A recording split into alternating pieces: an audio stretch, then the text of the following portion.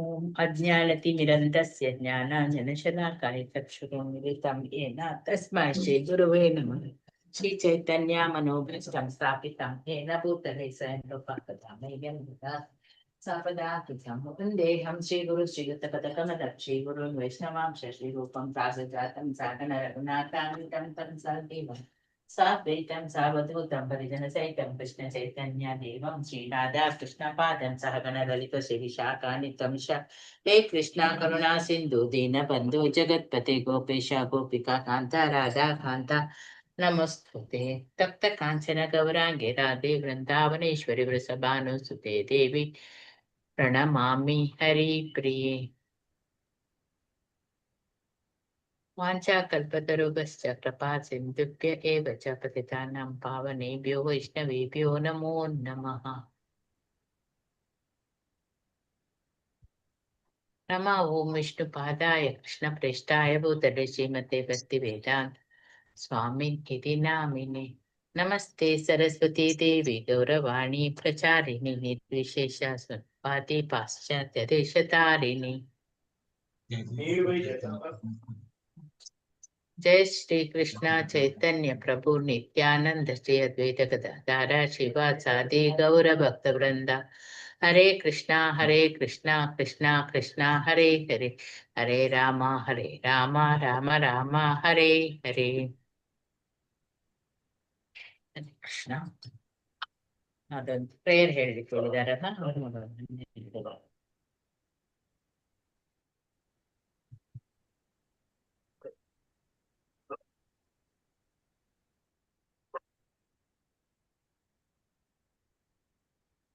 जय जय श्री चैतन्य जय नित्यानंद जय अद्वैत चंद्र जय गौर भक्त वृंदा.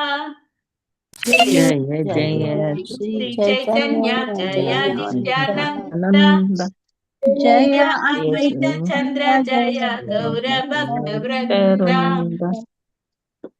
जय जय श्री चैतन्य जय नित्यानंद जय अद्वैत चंद्र जय गौर भक्त वृंदा. जय जय श्री चैतन्य जय नित्यानंद जय अद्वैत चंद्र जय गौर भक्त वृंद. जय जय श्री चैतन्य जय नित्यानंद जय अद्वैत चंद्र जय गौर भक्त वृंदा. जय जय श्री चैतन्य जय नित्यानंद जय जय गौर भक्त वृंद. ಹಾಗೆ ಬೇಡ ಮಾತಾಜಿ, ನಾವು ಕೃಷ್ಣ ದಲ್ಲಿ ಹೇಗೆ ಒಂದು ಲೈನ್ ಹೇಳ್ತಿದ್ದೇವೋ ಹಾಗೆ ಹೇಳೋಣ. ಜಯ ಜಯ ಶ್ರೀ ಚೈತನ್ಯ ಜಯ ನಿತ್ಯಾನಂದ जय जय श्री चैतन्य जय नित्यानंद जय अद्वैत चंद्र जय गौर भक्त वृंद. जय जय गौर भक्त वृंद. ಇನ್ನೆರಡು ಸಲ ಹೇಳೋಣ, ಒಟ್ಟಿಗೆ 3 ಸಲ ಹೇಳೋಣ. ಜಯ ಜಯ ಶ್ರೀ ಚೈತನ್ಯ ಜಯ ನಿತ್ಯಾನಂದ जय जय श्री चैतन्य जय नित्यानंद जय अद्वैत चंद्र जय गौर भक्त वृंद. जय अद्वैत जय गौर भक्त वृंद. जय जय श्री चैतन्य जय नित्यानंद जय श्री चैतन्य जय नित्यानंद जय अद्वैत चंद्र जय गौर भक्त वृंद. जय अद्वैत चंद्र जय गौर भक्त वृंद. ಚೈತನ್ಯ ಮಹಾಪ್ರಭು ಕಿ जय. ಹರೇ ಕೃಷ್ಣ. ಈಗ ನಿನ್ನೆ ನಾವು ಆ ಪರಿಚಯದಲ್ಲಿ ಓದಿದ್ದೇವೆ. ಏನೆಲ್ಲ ಓದಿದ್ದೇವೆ ಅರ್ಥ ಆಗಿತ್ತಾ? ಇಲ್ಲ ನೋಡಿ, ಅಲ್ಲಿ ಏಪ್ರಿಲ್ 10, 14, 1967 ನ್ಯೂಯಾರ್ಕ್ ನಗರದ ಅಂತಾರಾಷ್ಟ್ರೀಯ ಕೃಷ್ಣ ಪ್ರಜ್ಞಾ ಸಂಘದ ಆವರಣದಲ್ಲಿ ಶ್ರೀ ಚೈತನ್ಯ ಮಹಾಪ್ರಭುಗಳ ಬಗ್ಗೆ ಅಲ್ಲಿ ಒಂದ್ ನಿಮಿಷ ಆಗ್ತೇನೆ. ಅವರ ಜೀವನ ಚರಿತ್ರೆಯನ್ನು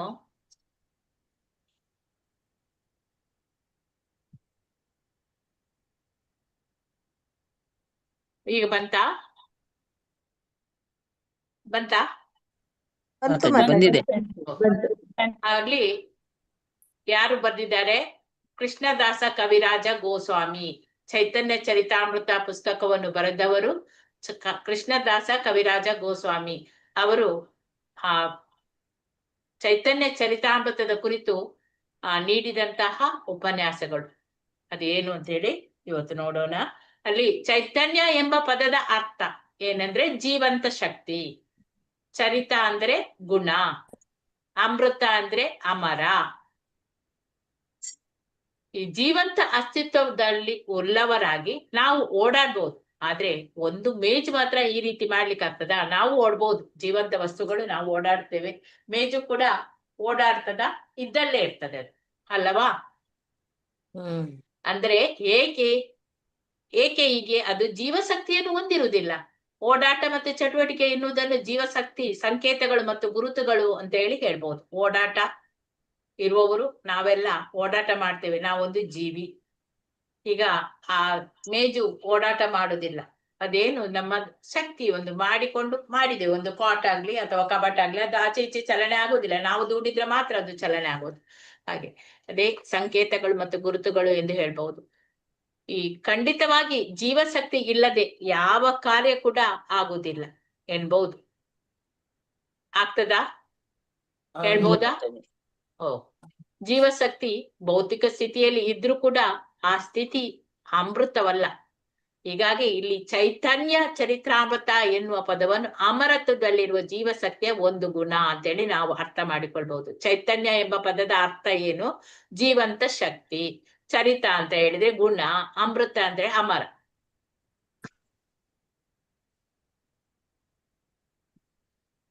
ಆದರೆ ಈ ಜೀವಶಕ್ತಿ ಅಮರತ್ವದಲ್ಲಿ ಹೇಗೆ ಕಾಣಿಸಿಕೊಂಡಿದೆ ಅಂತ ಹೇಳಿ ಮನುಷ್ಯನಿಂದಲೋ ಅಥವಾ ಬೇರೆ ಯಾವ ಜಂತುವಿನಿಂದಲೋ ಈ ಭೌತಿಕ ವಿಶ್ವದಲ್ಲಿ ಕಾಣಿಸಿಕೊಳ್ಳಲು ನಮ್ಗೆ ಸಾಧ್ಯವಿದೆಯಾ? ಸಾಧ್ಯ ಇದೆಯಾ? ಇಲ್ಲ, ನಮ್ಗಿಲ್ಲ, ಖಂಡಿತ ಇಲ್ಲ. ಈ ಶರೀರದಲ್ಲಿ ನಾವು ಯಾರು ಕೂಡ ಶಾಶ್ವತರಾಗಿ ಇಲ್ಲ. ನಾವೊಂದು ಜೀವಶಕ್ತಿಯನ್ನು ಹೊಂದಿದ್ದೇವೆ, ಆದ್ರೆ ನಾವು ಚಟುವಟಿಕೆಗಳನ್ನೆಲ್ಲ ಮಾಡ್ತಾ ಇದ್ದೇವೆ. ನಮ್ಮ ಸಹಜ ಗುಣ ಅದು. ಈ ಪ್ರಕೃತಿ ರೀತಿಯಲ್ಲಿ ನಾವು ಶಾಶ್ವತರು. ಆದರೆ ನಮ್ಮನ್ನು ಒಂದುಗೂಡಿಸಿರುವಂತಹ ಆ ಭೌತಿಕ ಸ್ಥಿತಿ ಅಂದ್ರೆ ನಮ್ಮ ಆತ್ಮ ಶಾಶ್ವತ ಹೌದು, ಆದ್ರೆ ನಮ್ಮನ್ನು ಈ ಭೌತಿಕ ಸ್ಥಿತಿಯಲ್ಲಿ ಆ ಅಮರತ್ವವನ್ನು ಪ್ರದರ್ಶಿಸಲು ನಮ್ಮಿಂದ ಸಾಧ್ಯ ಇಲ್ಲ. ಶಾಶ್ವತತೆ ಮತ್ತು ಜೀವಶಕ್ತಿ ಎರಡು ಕೂಡ ನಮಗೂ ಮತ್ತು ದೇವರಿಗೆ ಸೇರಿದ್ದು ಅಂತೇಳಿ ಕಠೋಪನಿಷತ್ತು ಹೇಳಿದೆ ನೋಡಿ. ಒಂದು ರೀತಿ ದೇವರು ಮತ್ತು ನಾವು ಇಬ್ಬರು ಶಾಶ್ವತರು ಎನ್ನುವುದು ನಿಜವಾದ್ರೂ ಒಂದು ವ್ಯತ್ಯಾಸವಿದೆ. ಇದೆ ಅಲ್ಲ? ದೇವರು ಮತ್ತು ನಾವು ಇಬ್ಬರು ಜೀವಿಗಳಾಗಿ ನಾವು ಅನೇಕ ಚಟುವಟಿಕೆಗಳಲ್ಲಿ ತೊಡಗ್ತೇವೆ. ಆದ್ರೆ ಭೌತಿಕವಾದ ಅಥವಾ ಈ ಲೌಕಿಕ ರೀತಿಯಲ್ಲಿ ಜಾರುವ ಒಂದು ಜಾಯಮಾನ ನಮ್ಮದು ಇದೆ. ಈ ಜಾಯಮಾನ ದೇವರಿಗೆ ಮಾತ್ರ ಈ ಜಾಯಮಾನ ಇಲ್ಲ. ಯಾವುದು ಈ ಜಾಯಮಾನ ಅಂದ್ರೆ ಈ ಮೂರು ಗುಣಗಳಿಗೆ ನಾವು ಅಧೀನ ಆಗಿದ್ದೇವೆ, ಆದ್ರೆ ದೇವರು ಅದಕ್ಕೆ ಅಧೀನ ಇಲ್ಲ. ಅವರೇ ಅದನ್ನೆಲ್ಲ ನಡೆಸುವವರು. ಬಹಿರಂಗ ಶಕ್ತಿ ಸರ್ವಶಕ್ತನಾಗಿ ಅವನು ಯಾವತ್ತೂ ಭೌತಿಕ ಪ್ರಕೃತಿಯ ಹಿಡಿತಕ್ಕೆ ಬರುವುದಿಲ್ಲ. ನಿಜವಾಗಲೂ ಭೌತಿಕ ಪ್ರಕೃತಿ ಎನ್ನುವುದು ಅವನ ಅಚಿಂತ್ಯ ಶಕ್ತಿಗಳ ಒಂದು ನೋಟ ಅಷ್ಟೇ. ಈಗ ಇಲ್ಲಿ ತನಕ ನಿಮ್ಗೆ ಅರ್ಥ ಆಯ್ತಾ? ಅರ್ಥ ಆಯ್ತು ಇಲ್ಲವೋ? ಹರೇ ಕೃಷ್ಣ. ಏನಾದ್ರೂ ಡೌಟ್ ಇದೆಯಾ? ಆಯ್ತು. ಇಲ್ಲ ಮಾತಾಜಿ, ಏನಿಲ್ಲ, ಅರ್ಥ ಆಯ್ತು. ನಿನ್ನೆ ಓದಿದ್ರಲ್ಲ ಮಾತಾಜಿ? ಓದಿದೆ. ಅದನ್ನು ಇವತ್ತು ಸ್ವಲ್ಪ ವಿವರಣೆ ಮಾಡ್ಕೊಂಡು ಹೋಗೋಣ ಅಂತೇಳಿ. ನಾವು ಕೃಷ್ಣ ಬುಕ್ ಅಲ್ಲಿ ಹೇಗೆ ಒಂದೊಂದು ಪ್ಯಾರದಲ್ಲಿ ವಿವರಣೆ ಮಾಡ್ತಿದ್ದೆವೋ ಅದೇ ತರನೇ ಇದನ್ನು ಮಾಡಿಕೊಂಡು ಹೋಗೋಣ. ಇಲ್ಲಿ ಒಂದು ಹೋಲಿಕೆ, ಅದು ನಮ್ಮ ಮತ್ತು ದೇವರ ನಡುವಿನ ವೈಶಿಷ್ಟ್ಯವನ್ನು ಅರ್ಥ ಮಾಡಿಕೊಳ್ಳಲಿಕ್ಕೆ ಸಹಾಯ ಮಾಡ್ತದೆ ಈ ಹೋಲಿಕೆ. ಭೂಮಿಯ ಮೇಲಿನಿಂದ ನಾವು ಬರೀ ಮೋಡಗಳನ್ನು ಮಾತ್ರ ನೋಡ್ಬೋದು ಆಕಾಶದಲ್ಲಿ, ಅಲ್ಲವಾ? ನಾವು ಮೋಡಗಳ ಮೇಲೆ ಹಾರಿ ಹೋದ್ರೆ ಏನಾಗ್ತದೆ? ಸೂರ್ಯ ಹೊಳೆಯುತ್ತಿರೋದನ್ನು ನೋಡ್ಬೋದು. ಗಗನಚುಂಬಿಗಳು ಆ ಮೋಡಗಳು ಆಚೆ ಹೋದಾಗ ನಮ್ಗೆ ಸೂರ್ಯ ಕಾಣ್ತದೆ, ಇಲ್ಲದಿದ್ರೆ ನಮ್ಗೆ ಸೂರ್ಯ ಕಾಣುವುದಿಲ್ಲ.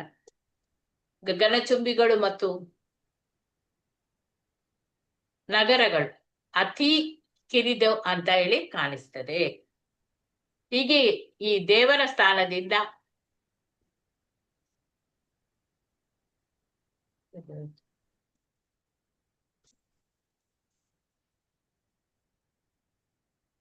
ಈ ಇಡೀ ಭೌತಿಕ ಸೃಷ್ಟಿ ನಿಕೃಷ್ಟವಾದದ್ದು ಬದ್ಧ ಜೀವಿಗಳ ಒಂದು ರೀತಿ ಅಂದ್ರೆ ಯಥಾದೃಷ್ಟಿಯಲ್ಲಿ ಕಾಣಬಹುದಾದಂತಹ ಎತ್ತರದಿಂದ ಕೆಳಗೆ ಬರುವುದು.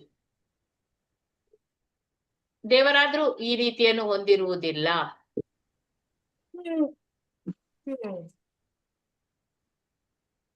ಗಗನ ಚುಂಬಿಗಳು ಮತ್ತು ನಗರಗಳು ಅತಿ ಕಿರಿದೆನಿಸುತ್ತದೆ. ದೇವರ ಸ್ಥಾನದಿಂದ ಈ ಇಡೀ ಭೌತಿಕ ಸೃಷ್ಟಿ ನಿಕೃಷ್ಟವಾದದ್ದು ಬದ್ಧ ಜೀವಿಗಳು ಒಂದು ರೀತಿ ಎಂದರೆ ಯಥಾದೃಷ್ಟಿಯಲ್ಲಿ ಕಾಣಬಹುದಾದಂತಹ ಎತ್ತರದಿಂದ ಕೆಳಗೆ ಬರುವುದು. ದೇವರಾದರೂ ಈ ರೀತಿಯನ್ನು ಹೊಂದಿರುವುದಿಲ್ಲ. ಸೂರ್ಯ ಮೋಡಗಳ ಅಧೀನದಲ್ಲಿ ಬೀಳುವಂತೆ ಭಗವಂತ ಈ ಮಾಯೆಯೊಳಗೆ ಬೀಳುವುದು ಸಾಧ್ಯವಿಲ್ಲದ ವಿಷಯ. ಆದರೆ ಮಾಯವಾದಿಗಳು ಸ್ವತಃ ದೇವರು ಮತ್ತು ಜೀವಂತ ಅಸ್ತಿತ್ವಗಳು ಎರಡೂ ಈ ಭೌತಿಕ ಪ್ರಪಂಚಕ್ಕೆ ಬಂದಾಗ ಮಾಯೆಯ ಹಿಡಿತದಲ್ಲಿ ಇರುತ್ತವೆ. ನೋಡಿ ಇಲ್ಲಿ ಏನು ಹೇಳಿದ್ದಾರೆ, ಭೌತಿಕ ಸೃಷ್ಟಿ ನಿಷ್ಕೃಷ್ಟವಾದದ್ದು ಬದ್ಧ ಜೀವಿಗಳು ಒಂದು ರೀತಿಯ ಯಥಾಸ್ಥಿತಿಯಲ್ಲಿ ನಾವು ಕಾಣಬಹುದಾದಂತಹ ಎತ್ತರಗಳಿಗೆ ಕೆಳಗೆ ಬರುವುದು, ಎತ್ತರಗಳಿಂದ ಕೆಳಗೆ ಬರುವುದು. ದೇವರಾದ್ರೂ ಈ ರೀತಿ ಹೊಂದಿರುವುದಿಲ್ಲ. ಏನಿದು ಅರ್ಥ? ನಂಗೆ ಅರ್ಥ ಆಗ್ಲಿಲ್ಲ ಇದು ಸೆಂಟೆನ್ಸ್. ಹೇಳ್ಬೋದು ಮಾತಾಜಿ? ಶಾಂತಿ ರೂಪಿಣಿ ಮಾತಾಜಿ ಇದ್ದಾರೆ, ನಿತ್ಯಾಂಗಿ ಮಾತಾಜಿ, ಮಧುಮಯಿ ಮಾತಾಜಿ, ಇದು ಏನ್ ನಂಗೆ ಅರ್ಥ ಆಗ್ಲಿಲ್ಲ ಈ ವರ್ಡ್ಸ್. ಹರೇ ಕೃಷ್ಣ ಮಾತಾಜಿ. ಅಂದ್ರೆ ಇಲ್ಲಿ ಉದಾಹರಣೆ ಅಂದ್ರೆ ಸೂರ್ಯನ ಉದಾಹರಣೆ ಕೊಟ್ಟಿದ್ದಾರೆ ಮತ್ತು ಮೋಡದ ಉದಾಹರಣೆ. ನಾವೀಗ ಮೋಡಗಳಿಂದ ನಾವಿಲ್ಲಿಂದ ನೋಡಿದ್ರೆ ಸೂರ್ಯ ಕಾಣುದಿಲ್ಲ, ಮೋಡವೇ ಕಾಣುತ್ತೆ. ಮೋಡದ ಮೇಲೆ ಹಾರಿ ನೋಡಿದ್ರೆ ಸೂರ್ಯ ಕಾಣ್ತಾನೆ. ಅದೇ ರೀತಿ ಇಲ್ಲಿ ನಮಗೆ ಭೌತಿಕ ಪ್ರಪಂಚ ಇದನ್ನ ದೇವರ ದೃಷ್ಟಿಯಿಂದ ಈ ಭೌತಿಕ ಪ್ರಪಂಚ ಏನೂ ಇಲ್ಲ, ನಿಕೃಷ್ಟ. ಅದಕ್ಕೆ ನಾವು ಬದ್ಧ ಜೀವಿಗಳು ಇಲ್ಲಿ ಎತ್ತರದಿಂದ ಕೆಳಗೆ ಇಳಿಯುವುದು ಅಂದ್ರೆ ನಾವು ಪತನ ಹೊಂದುತ್ತೇವೆ. ಯಾಕೆಂದ್ರೆ ನಾವು ಭೌತಿಕ ಜೀವಿಗಳು ಈ ಪತನ ಹೊಂದಿ 3 ಗುಣಗಳಲ್ಲಿ ಬರ್ತಾರೆ. ಆದ್ರೆ ಭಗವಂತ ಈ ರೀತಿ 3 ಗುಣಗಳ ಒಳಗೆ ಬರೋದಿಲ್ಲ ಮಾತಾಜಿ. ಅವನ ಪತನ ಹೊಂದೋದಿಲ್ಲ, ಮಾಯ ಒಳಗೆ ಬರೋದಿಲ್ಲ ಅಂತ ಹೇಳ್ತಾ ಇದ್ದಾರೆ. ಯಾಕೆಂದ್ರೆ ಸೂರ್ಯ ಮೋಡಗಳ ಅಧೀನಕ್ಕೆ ಬರೋದಿಲ್ಲ. ಇಲ್ಲಿ ಗುಣವನ್ನು 3 ಗುಣಗಳನ್ನ ಮೋಡಗಳಿಗೆ ಹೋಲಿಸಲಾಗಿದೆ. ಸೂರ್ಯ ಅಂದ್ರೆ ದೇವರನ್ನ ಸೂರ್ಯನಿಗೆ ಹೋಲಿಸಲಾಗಿದೆ. ಸೂರ್ಯ ಮೋಡದೊಳಗೆ ಕವರ್ ಆಗುದಿಲ್ಲ. ಯಾಕೆಂದ್ರೆ ಸೂರ್ಯ ತುಂಬಾ ದೊಡ್ಡವನು, ಮೋಡ ಅದಕ್ಕೆ ಚಿಕ್ಕದು, ಕವರ್ ಮಾಡ್ಲಿಕ್ಕೆ ಆಗೋದಿಲ್ಲ. ಹಾಗೆ ಭಗವಂತನನ್ನು ಆ 3 ಗುಣಗಳು ಆವರಿಸುವುದಿಲ್ಲ. ಆದ್ರೆ ಜೀವಿಗಳು ಪತನ ಹೊಂದುತ್ತಾರೆ. ಜೀವಿಗಳು ಚಿಕ್ಕ ಅಲ್ವಾ, ಅವರು ಪತನ ಹೊಂದಿ 3 ಗುಣಗಳ ಕೆಳಗೆ ಬರ್ತಾರೆ. ಇಷ್ಟೇ ಇದನ್ನೇ ಹೇಳಿದ್ದಾರೆ. ಜೀವಿಗಳು 3 ಗುಣಗಳು ಬರ್ತಾರೆ, ಭಗವಂತ ಬರೋದಿಲ್ಲ. ಹೇಗೆ ಸೂರ್ಯ ಮೋಡಗಳಿಂದ ಅವನು ಮರೆಯಾದ್ರೂ ಕೂಡ ಮೋಡಗಳ ಅವನನ್ನು ಆವರಿಸಲಾರದು. ಅದನ್ನು ಹೋಲಿಕೆ ಹೇಳಿದ್ದಾರೆ ಮಾತಾಜಿ. ಹರೇ ಕೃಷ್ಣ. ಹರೇ ಕೃಷ್ಣ. ಆದ್ರೆ ಈ ಮಾಯಾವಾದಿಗಳು ಏನ್ ಹೇಳ್ತಾರೆ, ಇಲ್ಲಿ ಶ್ರೀಲ ಪ್ರಭುಪಾದ ಏನ್ ಹೇಳ್ತಾರೆ ಅಂದ್ರೆ, ಈ ಮಾಯಾವಾದಿಗಳು ಏನ್ ಹೇಳ್ತಾರೆ ಅಂದ್ರೆ, ಈ ದೇವರು ಕೂಡ ಅಂದ್ರೆ ಅವ್ರು ನಿರಾಕಾರ ಮತ್ತೆ ಜೀವಿಗಳು ನಿರಾಕಾರ, ಇಬ್ರು ಭೌತಿಕಕ್ಕೆ ಬಂದಾಗ ಇಬ್ರು ಮಾಯೆ ಒಳಗೆ ಬರ್ತಾರೆ ಅಂತ ಹೇಳ್ತಾರೆ. ಮಾಯೆ ಒಳಗೆ ದೇವರು ಬರ್ತಾರೆ ಅಂತ ಹೇಳ್ತಾರೆ ದೇವರು. ಆದ್ರೆ ಮಾಯೆ ಈ ಭೌತಿಕ ಪ್ರಪಂಚಕ್ಕೆ ಬಂದಾಗ ಅವರು ಕೂಡ ಮಾಯೆಯಿಂದ ಈ ಒಂದು ಭೌತಿಕ ಶರೀರವನ್ನ ಪಡ್ಕೊಂಡ್ಬಿಡ್ತಾರೆ ಅಂತ ಹೇಳಿ ಅವರು ಸುಳ್ಳು ಹೇಳ್ತಾರೆ, ಅಂದ್ರೆ ತಪ್ಪಾಗಿ ಹೇಳ್ತಾರೆ. ಇದು ಅವರದ್ದು ತತ್ವದ ಭ್ರಾಂತಿ ಅಂತ, ಇದು ಅವ್ರು ತಪ್ಪಾಗಿ ಹೇಳ್ತಾರೆ ಅಂತ ಹೇಳ್ತಾರೆ. ಅಂದ್ರೆ ಭಗವಂತ ತನ್ನ ಪರಮಸ್ಥಾನದಿಂದ ಕೆಳಗೆ ಬೀಳೋದಿಲ್ಲ ಅಂತ ಹೇಳ್ತಾರೆ ಮಾತಾಜಿ. ಹೇಗೆ ಸೂರ್ಯ ಮೋಡಗಳ ಹಿಂದೆ ಇದ್ದಾನೆ, ಅವನ್ ಕಾಣೋದಿಲ್ಲ, ಆದ್ರೆ ಸೂರ್ಯನ್ಗೆ ಏನೂ ಆಗೋದಿಲ್ಲ. ಮೋಡಗಳ ಹಿಂದೆ ಇದ್ರು ಸೂರ್ಯನಿಗೇನು ಆಗೋದಿಲ್ಲ. ಸೊ ಮೋಡಗಳ ಸೂರ್ಯನನ್ನ ಮುಚ್ಚಬಹುದು, ಆದ್ರೆ ಸೂರ್ಯ ಮೋಡಗಳ ಒಳಗಡೆ ಸಿಕ್ಕಾಕೋದಿಲ್ಲ, ಬೀಳೋದಿಲ್ಲ ಅಂತ ಹೇಳಿ. ಹಾಗೆ ಭಗವಂತನು ಕೂಡ ಮಾಯೆ ಭಗವಂತನ ಮೇಲೆ ಪರಿಣಾಮ ಬೀರೋದಕ್ಕೆ ಸಾಧ್ಯ ಇಲ್ಲ ಅಂತ ಹೇಳ್ತಾರೆ. ಮಾತಾಜಿ ಇನ್ನೊಂದು ವಿಚಾರ, ಮೋಡಗಳು ಸೂರ್ಯ ಇಷ್ಟು ವಿಸ್ತಾರವಾಗಿದ್ದಾರೆ, ಮೋಡಗಳು ಅವರನ್ನ ಕಂಪ್ಲೀಟ್ ಕವರ್ ಮಾಡಕ್ಕೆ ಸಾಧ್ಯವೇ ಇಲ್ಲ. ನಮ್ಮ ಕಣ್ಣಿಗೆ ಮೋಡ ಕವರ್ ಮಾಡಿದಂಗೆ ಕಾಣುತ್ತೆ ನಮ್ಮ ದೃಷ್ಟಿಗೆ, ಆದ್ರೆ ಮೋಡಗಳು ಆ ಸೂರ್ಯನಿಗೆ ಹೋಲಿಸಿದ್ರೆ ತುಂಬಾ ಚಿಕ್ಕದಾಗತ್ತೆ, ಮೋಡಗಳು ಕವರ್ ಮಾಡಕ್ಕೆ ಸಾಧ್ಯ ಇಲ್ಲ. ಸೊ ಹಾಗಾಗಿ ಭಗವಂತನಿಗೆ ಗುಣಗಳು ಕವರೇ ಮಾಡೋದಿಲ್ಲ, ಏನೂ ಇಲ್ಲ, ನಿಕೃಷ್ಟ, ಕವರ್ ಮಾಡೋದಿಲ್ಲ. ಇದು ಹೋಲಿಕೆ, ಈ ರೀತಿಯಾದ ಹೋಲಿಕೆ. ಮಾತಾಜಿ ಹರೇ ಕೃಷ್ಣ. ಹರೇ ಕೃಷ್ಣ, ಧನ್ಯವಾದಗಳು. ಏನು ಮಾತಾಜಿ? ಶಾಂತಿ ರೂಪಿಣಿ ಮಾತಾಜಿ ಏನ್ ಮಾತಾಜಿ? ಏನಿಲ್ಲ, ಇಲ್ಲಿ ಮಾತಾಡಿದೆ, ಸಾರಿ. ಹೀಗಾಗಿ ಇಲ್ಲಿ ಶ್ರೀ ಚೈತನ್ಯ ಮಹಾಪ್ರಭು ಅವರು ನಮ್ಮಲ್ಲೊಬ್ಬರು ಎಂದು ಭಾವಿಸಿಕೊಂಡು ಬಿಡಬಾರದು. ನಾವೀಗ ಚೈತನ್ಯ ಮಹಾಪ್ರಭುಗಳು ನಮ್ಮ ಹಾಗೆ ಅಲ್ಲ, ಅವರು ಬೇರೆ. ಆದ್ರೆ ಅವರು ಏನು ಅಂತ ಹೇಳಿದ್ರೆ ಸ್ವತಃ ಕೃಷ್ಣ ಪರಮ ಪುರುಷ. ಆದ್ರಿಂದ ಅವರು ಯಾವತ್ತೂ ಮಾಯೆಯ ಮೋಡಗಳ ಅಡಿಯಲ್ಲಿ ಅವರು ಬರುವುದಿಲ್ಲ. ಕೃಷ್ಣ, ಅವನ ವಿಸ್ತರಣೆಗಳು ಮತ್ತು ಉನ್ನತ ಭಕ್ತರು ಸಹ ಈ ಮಾಯೆಯ ಹಿಡಿತದಲ್ಲಿ ಎಂದಿಗೂ ಅವರು ಬೀಳುವುದಿಲ್ಲ. ಕೃಷ್ಣನು ಬೀಳುವುದಿಲ್ಲ, ಅವನ ವಿಸ್ತರಣೆಗಳು ಕೂಡ ಉನ್ನತ ಭಕ್ತರು ಅವರು ಎಂದಿಗೂ ಕೂಡ ಆ ಮಾಯೆಯ ಹಿಡಿತದಲ್ಲಿ ಬೀಳುವುದಿಲ್ಲ. ಶ್ರೀ ಚೈತನ್ಯರು ಭೂಮಿಗೆ ಬಂದದ್ದೇ ಕೃಷ್ಣ ಭಕ್ತಿಯನ್ನು ಬೋಧಿಸ್ಲಿಕ್ಕೋಸ್ಕರ. ಉಳಿದಂತೆ ಜೀವಂತ ಅಸ್ತಿತ್ವಗಳಿಗೆ ಕೃಷ್ಣನನ್ನು ತಲುಪುವುದು ಹೇಗೆ ಎಂದು ಬೋಧಿಸುವ ಸ್ವತಃ ಅವರೇ ಶ್ರೀಕೃಷ್ಣ ಚೈತನ್ಯ ಮಹಾಪ್ರಭುಗಳು. ಇವರು ನಮ್ಗೆ ಒಬ್ಬ ಗುರುವಿನಂತೆ. ಶಿಷ್ಯನೊಬ್ಬ ಅತಿ ಸಾಮಾನ್ಯವಾಗಿ ಕಲಿಯುತ್ತಿರುವುದನ್ನು ನೋಡಿ ಲೇಖನಿಯನ್ನು ತೆಗೆದುಕೊಂಡು ಹೀಗೆ ಮಾಡು, ಬರೆ, ಆ ಈ ಅಂತೇಳಿ ನಾವು ಹೇಗೆ ಸ್ಟಾರ್ಟಿಂಗ್ ಲೆಟರ್ ಬರೆದು ಕೊಡ್ತೇವೋ ಆ ರೀತಿ ಬರೆದು ತೋರಿಸುವುದು. ಇದನ್ನು ಕೇಳಿ ಯಾರಾದ್ರೂ ಗುರುಗಳೇ ಆ ಈ ಕಲಿತಿದ್ದಾರೆಯೇ ಅಂತ ಅವಿವೇಕತನದಿಂದ ಅಂದುಕೊಂಡು ಬಿಡಬಾರದು. ನೋಡಿ ಅಲ್ಲಿ ಎಷ್ಟು ಕ್ಲಿಯರ್ ಆಗಿ ಕೊಟ್ಟಿದ್ದಾರೆ. ಇದು ಯಾರಿಗೂ ಕೂಡ ಅರ್ಥ ಮಾಡಿಕೊಳ್ಬಹುದು. ಮತ್ತೆ ಶ್ರೀ ಚೈತನ್ಯರು ಭಕ್ತನೊಬ್ಬನ ವೇಷದಲ್ಲಿ ಕಾಣಿಸಿಕೊಂಡು ಬಿಟ್ರು ಅವರೊಬ್ಬ ಸಾಮಾನ್ಯ ಮನುಷ್ಯ ಜೀವಿ ಅಂತ ನಾವು ಯಾರು ಬುದ್ಧಿಹೀನರು ನಾವು ಭಾವಿಸಿ ಬಿಡಬಾರ್ದು.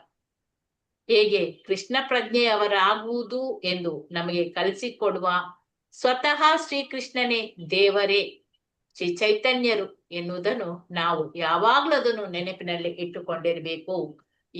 ಮತ್ತು ಈ ಬೆಳಕಿನಲ್ಲಿ ಅವರನ್ನು ಅಧ್ಯಯನ ಮಾಡಬೇಕು. ಈ ರೀತಿಯಾಗಿ ನಾವು ತಿಳಿದುಕೊಳ್ಬೇಕು.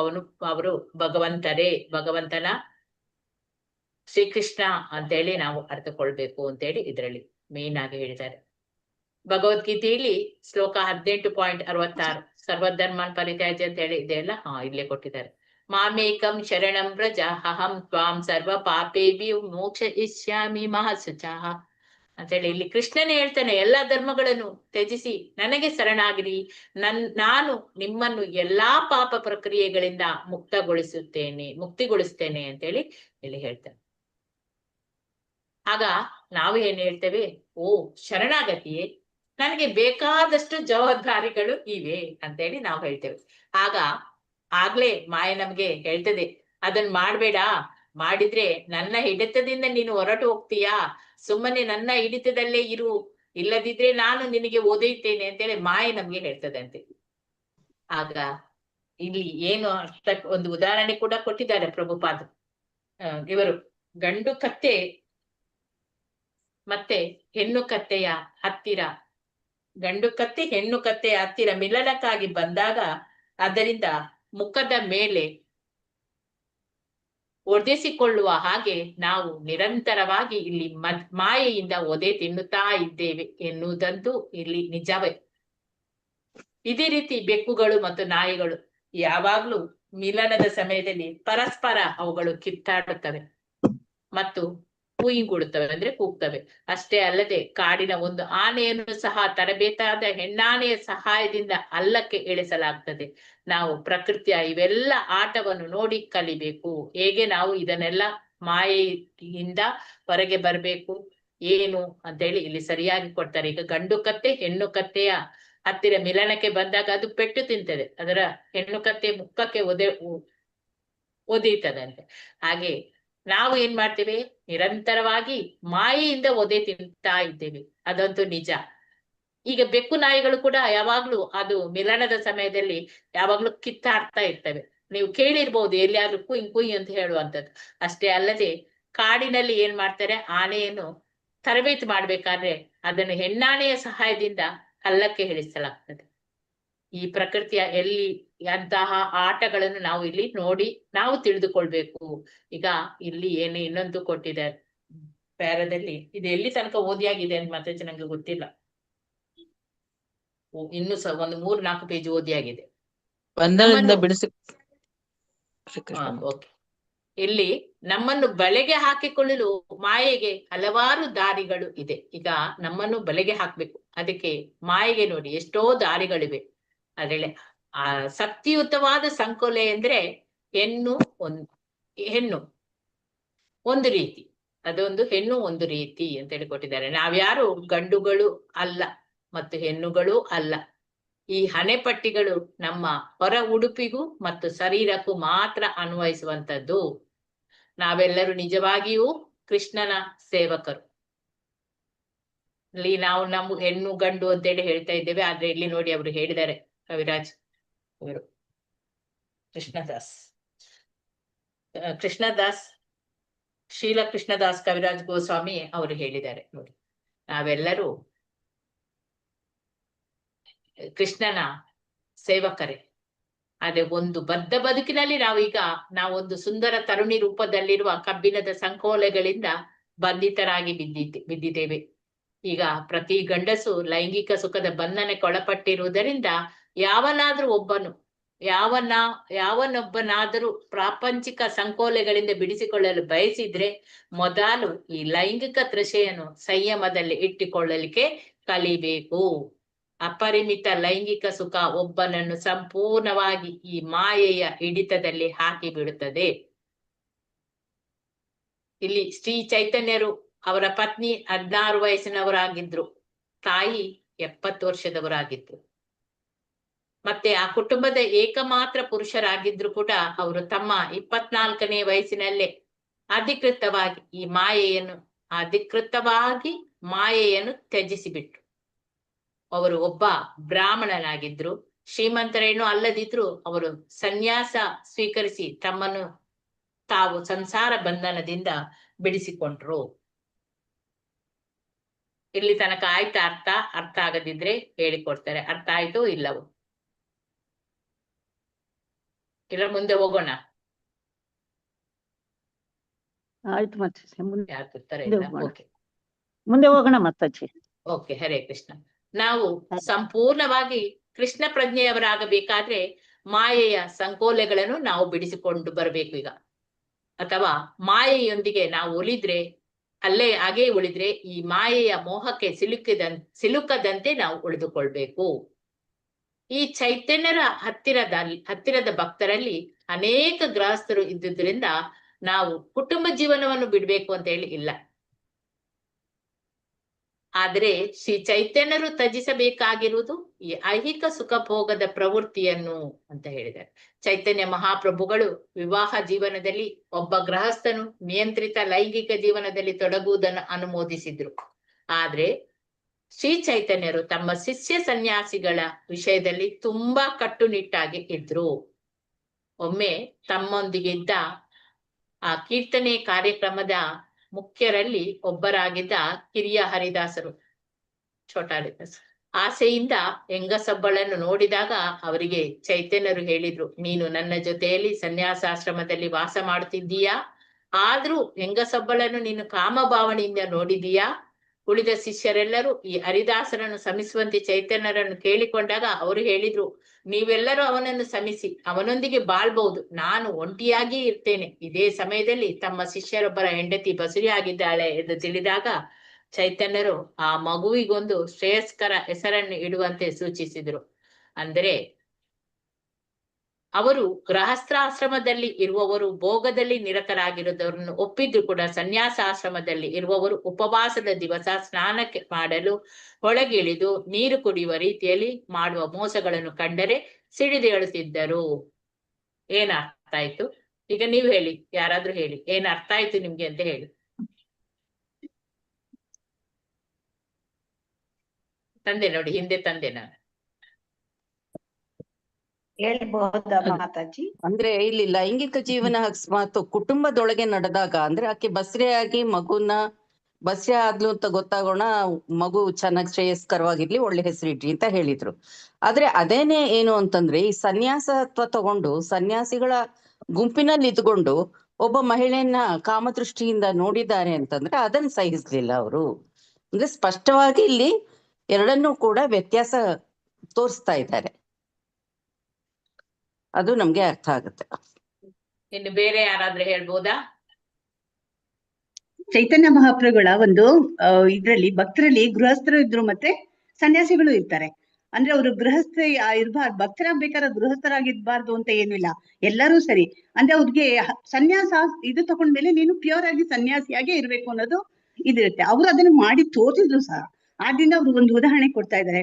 ಅವರಲ್ಲಿ ಒಬ್ಬ ಕಿರಿಯ ಅವನು ಹರಿದಾಸ್, ಚೋಟ ಹರಿದಾಸ್ ಇರ್ತಾನಲ್ಲ, ಅವನು ಹೆಂಗಸೊಬ್ಬಳ ಮೇಲೆ ಒಂದು ಕಾಮದೃಷ್ಟಿಯಿಂದ ನೋಡಿದಾನೆ ಅಂತ ಹೇಳ್ಬಿಟ್ಟು ಅವನನ್ನ ಅವ್ರು ತ್ಯಜಿಸಕ್ ರೆಡಿ ಆಗ್ತಾರೆ. ಅವಾಗ ಅವ್ರ ಜೊತೆಲಿ ಇರೋರೆಲ್ಲರೂ ಹೇಳ್ತಾರೆ, ನೀವು ಅವನಿಗೆ ಕ್ಷಮಿಸಿ ಅಂತ. ಅವಾಗ ಹೇಳ್ತಾರೆ, ಹಾಗಾದ್ರೆ ನಾನು ಕ್ಷಮಿಸಲ್ಲ, ಬೇಕಾದ್ರೆ ನೀವು ಅವನ ಜೊತೆಲಿರಿ, ನಾನು ನಿಮ್ಮನ್ನೆಲ್ಲ ಬಿಟ್ಬಿಟ್ಟು ಹೊರಟೋಗ್ತೀನಿ ಅಂತ ಹೇಳ್ತಾರೆ. ಸೊ ಅಂದ್ರೆ ಅಷ್ಟೊಂದು ಸಿಟ್ಟು, ಒಂದು ಸನ್ಯಾಸಾಶ್ರಮ ತಗೊಂಡಾಗ ಅಷ್ಟೊಂದು ಇದರಲ್ಲಿ ನಡಿಬೇಕು, ಸನ್ಯಾಸಿ ಇದನ್ನ ಪಾಲಿಸ್ಬೇಕು.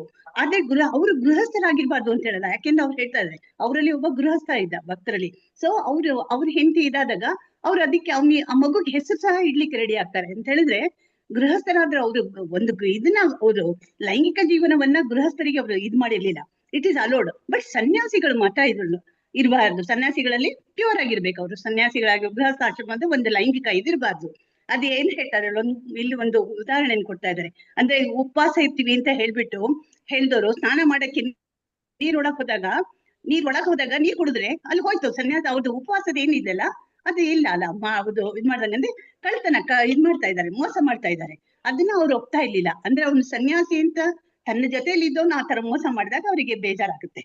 ಸೊ ಅವ್ರು ಹೇಳ್ತಾರೆ, ನನಗೆ ಇವನ್ ಸಂಘ ಬೇಡ ಅಂತ ಹೇಳ್ತಾರೆ. ಈ ತರ ಅಂದ್ರೆ ಅವರು ಯಾವ್ದನ್ನು ಗೃಹಸ್ಥಾಶ್ರಮ ಭಕ್ತರಾಗ್ಬೇಕಾದ್ರೆ ಗೃಹಸ್ಥಗಳಾಗಿರ್ಬಾರ್ದು ಅಂತ ಏನಿಲ್ಲ, ಗೃಹಸ್ಥರು ಇರ್ಬೇಕು. ಬಟ್ ಸನ್ಯಾಸಿಗಳಾದ್ರೂ ಸನ್ಯಾಸಿತ್ವನ ಸರಿಯಾಗಿ ಪಾಲಿಸ್ಬೇಕು ಅಂತ ಹೇಳ್ತಾ ಇರ್ತಾರೆ ಅಷ್ಟೇ. ಹರೇ ಕೃಷ್ಣ ಮಾತಾಜಿ, ಒಂದು ಪಾಯಿಂಟ್ ಹೇಳ ಮಾತಾಜಿ. ಹರೇ ಕೃಷ್ಣ. ಹೇಳಿ ಮಾತಾಜಿ. ಅಂದ್ರೆ ಇಲ್ಲಿ ಈ ಕೃಷ್ಣ ಪ್ರಜ್ಞೆಯಲ್ಲಿ ಭಕ್ತರಲ್ಲಿ ಮುಖ್ಯವಾಗಿ ಇರ್ತಕ್ಕಂಥ ಲಕ್ಷಣ ಏನ್ ಬೇಕು ಅಂತ ಚೈತನ್ಯ ಮಹಾಪ್ರಭುಗಳು ಹೇಳ್ತಾರೆ. ಅಂದ್ರೆ ಅವರು ಕುಟುಂಬ ಜೀವನ ಬಿಡ್ಬೇಕು ಅಂತಿಲ್ಲ, ಆದ್ರೆ ಭೋಗ ಪ್ರವೃತ್ತಿ ಇದೆಯಲ್ಲ ಅದನ್ನ ಬಿಡ್ಬೇಕು. ಯಾವ ಆಶ್ರಮದಲ್ಲಿ ಇದ್ರು ಭೋಗ ಪ್ರವೃತ್ತಿ ಬಿಡ್ಬೇಕು. ಕುಟುಂಬ ಜೀವನದಲ್ಲಿ ಭೋಗ ಪ್ರವೃತ್ತಿ ಇರುತ್ತೆ ಜಾಸ್ತಿ, ಅದನ್ನ ಬಿಡ್ಬೇಕು ಅಂತ ಹೇಳ್ತಾರೆ. ಸನ್ಯಾಸಾಶ್ರಮದಲ್ಲಂತೂ ಭೋಗ ಪ್ರವೃತ್ತಿ ಪ್ರಶ್ನೆಯೇ ಇಲ್ಲ. ಅದಕ್ಕೆ ಅವ್ರು ಅಷ್ಟು ಸ್ಟ್ರಿಕ್ಟ್ ಆಗಿ ಸನ್ಯಾಸಾಶ್ರಮ ಫಾಲೋ ಮಾಡಕ್ ಹೇಳಿದ್ರು. ಗೃಹಸ್ಥರಿಗೆ ನೀವು ಭೋಗ ಪ್ರವೃತ್ತಿ ಬಿಡಿ, ಆದರೆ ನಿಯಂತ್ರಿತ ಭೋಗ ಇಲ್ಲಿ ಒಂದು ಉದಾಹರಣೆ ಕೊಟ್ಟಿದ್ದಾರೆ. ಅವರ ಒಂದು ಶಿಷ್ಯರಿಗೆ ಹೆಂಡತಿ ಡೆಲಿವರಿ ಆದಾಗ ಅವರಿಗೆ ಮಗುವಿಗೆ ಚೆನ್ನ ಹೆಸರಿಡಿ, ಶ್ರೇಯಸ್ಕರವಾದ ಹೆಸರಿಡಿ ಅಂತ ಹೇಳಿದ್ರು. ಸೊ ಹಾಗಾಗಿ ನಮಗೆ ಒಂದು ಪಾಠ ಅಂದ್ರೆ ನಾವು ಕುಟುಂಬ ಜೀವನದಲ್ಲಿ ಇದ್ಕೊಂಡೇ ಕೃಷ್ಣ ಪ್ರಜ್ಞೆ ಮಾಡ್ಬಹುದು, ಭಕ್ತಿ ಸೇವೆ. ಆದರೆ ಭೋಗ ಪ್ರವೃತ್ತಿಯನ್ನು ನಾವು ಬಿಡಬೇಕು, ನಿಯಂತ್ರಿತ ಜೀವನವನ್ನ ನಾವು ಮಾಡ್ಬೇಕು ಅಂತ ಇಲ್ಲಿ ಒಂದು ನಮ್ಗೆ ಇದೊಂದು ಉಪದೇಶ ಕೊಟ್ಟಿದ್ದಾರೆ. ಹರೇ ಕೃಷ್ಣ ಮಾತಾಜಿ. ಹರೇ ಕೃಷ್ಣ ಮಾತಾಜಿ. ಹರೇ ಕೃಷ್ಣ ಮಾತಾಜಿ. ಇಲ್ಲಿ ಗೃಹಸ್ಥರಲ್ಲಿ ಅರಿಷಡ್ ವರ್ಗಗಳು ಇದ್ರೂ ಪರವಾಗಿಲ್ಲ, ಆದ್ರೆ ಸನ್ಯಾಸತ್ವ ಸ್ವೀಕರಿಸಿದ್ಮೇಲೆ ಅರಿಷಡ್ ವರ್ಗಗಳನ್ನ ಗೆಲ್ಲಬೇಕು. ಅಂದ್ರೆ ಕಾಮದೃಷ್ಟಿ ಆಗ್ಲಿ, ಕಾಮ, ಕ್ರೋಧ, ಮೋದ, ಮಹ ಅವೆಲ್ಲ ತೊರಿಬೇಕು ಅನ್ನೋದು ಮೇನ್ ಪಾಯಿಂಟ್. ಮಾತಾಜಿ ಇಲ್ಲಿ ಅರಿಷಡ್ ವರ್ಗಗಳನ್ನ ತೊರೆದು ನಾವು ಸನ್ಯಾಸತ್ವ ಸ್ವೀಕರಿಸಿದ್ಮೇಲೆ ಪ್ಯೂರ್ ಆಗಿರ್ಬೇಕು ಅಂತ. ಇನ್ನೊಂದು ಮಾತಾಜಿ, ಹರೇ ಕೃಷ್ಣ. ಹೇಳಿ ಪ್ರೇಮರಾಘವ ಮಾತಾಜಿ ಏನು ಹೇಳ್ತೀರಿ? ಯಾವ ಆಶ್ರಮದಲ್ಲಿ ಇರ್ತೀರೋ ಅದನ್ನು ಸರಿಯಾಗಿ ಪಾಲಿಸಿ ಅಂತ ಇಲ್ಲಿ ಹೇಳ್ತಾ ಇದ್ದಾರೆ ಅವರು.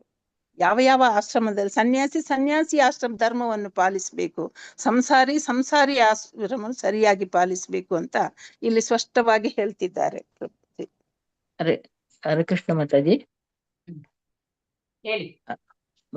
ಅವರು ಪ್ರಭುಗಳು ಏನ್ ಹೇಳಿದ್ರೆ ಅಂದ್ರೆ ಸಂಸಾರಸ್ಥರೇ ಆಗಿರಿ, ಅಂದ್ರೆ ನೀವು ಸ್ವಂತ ಹೆಂಡತಿ ಜೊತೆ ಮಾತ್ರ ನೀವು ಇದು ವ್ಯವಹಾರ ಇಟ್ಕೊಂಡು ಬೇರೆ ಅನ್ಯ ಸ್ತ್ರೀ ವ್ಯವಹಾರ ಏನೂ ಇರಬಾರ್ದು ಅಂತ. ಅಂದ್ರೆ ಸಂಸಾರದಲ್ಲಿ ಇರ್ಬೇಕು, ನೀವು ಇದ್ರೂನು ಬೇರೆ ಅನ್ಯ ಸ್ತ್ರೀ ಇದನ್ನ ವ್ಯವಹಾರ ಮಾಡಬಾರ್ದು ಬೇರೆ ಅಂತ ಅದು ಇದು ಹೇಳಿದ್ದಾರೆ ಮಾತಾಜಿ. ಅದೊಂದು ಹೇಳಿದ್ದಾರೆ. ಅದೊಂದೇ ಅರ್ಥ ಅಲ್ಲ ಮಾತಾಜಿ, ಇಲ್ಲಿ ಇನ್ನೊಂದಿದೆ. ಅಂದ್ರೆ ಮಾಡುವುದೊಂದು ಹೇಳುವುದೊಂದು ಮಾಡಬಾರ್ದು. ಉಪವಾಸ ಮಾಡ್ತೇನೆ ಅಂತ ಹೇಳಿ ಅಲ್ಲಿ ನೀರೊಳಗೆ ಮುಳುಗಿ ಯಾರಿಗೂ ಗೊತ್ತಾಗದ ಹಾಗೆ ನೀರು ಕುಡಿದ್ಬಿಡುದು, ಅದು ಆತರ ಅಲ್ಲ. ಅಂದ್ರೆ ನೀವು ಮಾಡ್ತೀರಿ ಪಾಲನೆ, ಅದು ಸತ್ಯವಾಗಿ ಪ್ರಾಮಾಣಿಕತೆಯಿಂದ ಮಾಡಿ, ಇದನ್ನು ಕೂಡ ಹೇಳಿದ್ದಾರೆ.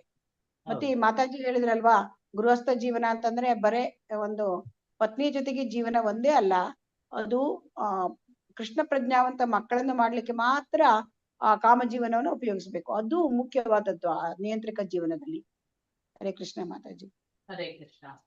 ಇನ್ನು ಬೇರೆ ಯಾರಿಗಾದ್ರೂ ಏನಾದ್ರೂ ಹೇಳುದಿದೆಯಾ? ಯಾಕಂದ್ರೆ ಇದು ಚರ್ಚೆ ಮಾಡಿಕೊಂಡು ಓದುವ, ಆಗ ಅರ್ಥ ಆಗ್ತದೆ ಎಲ್ಲರಿಗೂ. ಏನಾದ್ರೂ ಇದ್ರೆ ಪಾಯಿಂಟ್ಸ್ ಇದ್ರೆ ಹೇಳಿ, ಇಲ್ಲರೆ ಮುಂದೆ ಹೋಗೋಣ. ಹರೇ ಕೃಷ್ಣ ಮಾತಾಜಿ. ಅಂದ್ರೆ ಇಲ್ಲಿ ಸನ್ಯಾಸಾಶ್ರಮದಲ್ಲಿ ಅವ್ರೇನು ನಾವು ಯಾವುದೇ ಕಾರಣಕ್ಕೂ ತಪ್ಪು ಮಾಡಬಾರ್ದು. ಮಾತಾಜಿ ಹೇಳ್ದಂಗೆ ಅರಿಷಟ್ ವರ್ಗಗಳನ್ನ ತ್ಯಜಿಸ್ಬೇಕು. ಮತ್ತೆ ಈ ತರ ಒಂದು ತಪ್ಪು ನಡೆದಾಗ ಅದು ಶಿಕ್ಷಾರ್ಹ ಮಾತಾಜಿ, ಅದನ್ನ ದಂಡಿಸ್ಬೇಕು. ಆ ಒಂದು ಆಶ್ರಮ ಅದನ್ನ ಒಪ್ಕೊಳ್ಳಲ್ಲ ಈ ರೀತಿ ಒಂದು ಕೆಲಸಗಳನ್ನ. ಆದ್ರೆ ಪ್ರಭುಗಳು ಹೇಳಿದ ಹಾಗೇನೆ ಗೃಹಸ್ಥಾಶ್ರಮದಲ್ಲಿ ಇದ್ಕೊಂಡು ನಾವು ಭಗವಂತನ ಸೇವೆ ಮಾಡ್ಬೋದು. ಅದಕ್ಕೆ ಸ್ವಲ್ಪ ಸಡಿಲತೆ ಇರುತ್ತೆ ಗೃಹಸ್ಥಾಶ್ರಮದಲ್ಲಿ ಇರೋರ್ಗೆ. ಆದ್ರೆ ಸನ್ಯಾಸಾಶ್ರಮದಲ್ಲಿ ಕಟ್ಟುನಿಟ್ಟಿನ ಪಾಲನೆಯನ್ನ ಮಾಡ್ಬೇಕು. ಅದು ಶಿಷ್ಯರು ಹೇಳಿದಾಗೆ ನೀವು ಕ್ಷಮಿಸಿ ಅಂತಂದ್ರೆ ಅದು ಅಲ್ಲ, ಅದು ಶಿಕ್ಷಾರ್ಹ, ಅದನ್ನ ದಂಡಿಸ್ಬೇಕು ಮಾತಾಜಿ. ಅದು ಅದನ್ನೇ ಪ್ರಭುಗಳು ಇಲ್ಲಿ ಚೆನ್ನಾಗಿ ಹೇಳಿದ್ದಾರೆ ಮಾತಾಜಿ. ಹರೇ ಹರೇ ಕೃಷ್ಣ. ಕೃಷ್ಣ. ಒಂದು ಗೃಹಸ್ಥಾಶ್ರಮದಲ್ಲೂ ಮಾತಾಜಿ ಹೇಳ್ದಂಗೆ ಅದನ್ನ ಕೇವಲ ಕೃಷ್ಣ ಪ್ರಜ್ಞೆಯಲ್ಲಿ ತರುವಂತಹ ಮಕ್ಕಳನ್ನು ಪಡೆಯುವಾಗ ಮಾತ್ರ ಅವರು ಲೈಂಗಿಕ ಕ್ರಿಯೆಯಲ್ಲಿ ತೊಡಗಬೇಕು ಅಂತ ಹೇಳ್ಕೊಂಡು ಹೇಳಿರುವಂತದ್ದು. ಇನ್ನೇನಾದ್ರೂ ಇದೆಯಾ ಸಲಹೆಗಳು, ಸೂಚನೆಗಳು? ಚೆನ್ನಾಗಿದೆ, ಮುಂದೆ ಹೋಗಿ. ಓಕೆ. ಮಾಯೆಯ ಹಿಡಿತದಿಂದ ಬಿಡಿಸಿಕೊಂಡು ಬಂದು ಅಮರರಾಗುವುದನ್ನು ಚೈತನ್ಯರು ಜನರಿಗೆ ಹೇಗೆ ಕಳಿಸಿದರು ಎನ್ನುವುದನ್ನು ನಾವು ಚೈತನ್ಯ ಚರಿತಾಮೃತದಲ್ಲಿ ತಿಳಿದುಕೊಳ್ಳುತ್ತೇವೆ. ಅಂತೆಯೇ ಮೇಲೆ ಹೇಳಿದ ಹಾಗೆ ಈ ಕೃತಿಯ ಹೆಸರನ್ನು ಅಮರತ್ವದಲ್ಲಿ ಜೀವಶಕ್ತಿಯ ಗುಣಗಳು ಎಂದು ಅರ್ಥೈಸಿಕೊಳ್ಳಬಹುದಾಗಿದೆ. ದೇವೋತ್ತಮ ಪರಮ ಪುರುಷನೇ ಪುರುಷೋತ್ತಮ ಜೀವಂತ ಶಕ್ತಿ.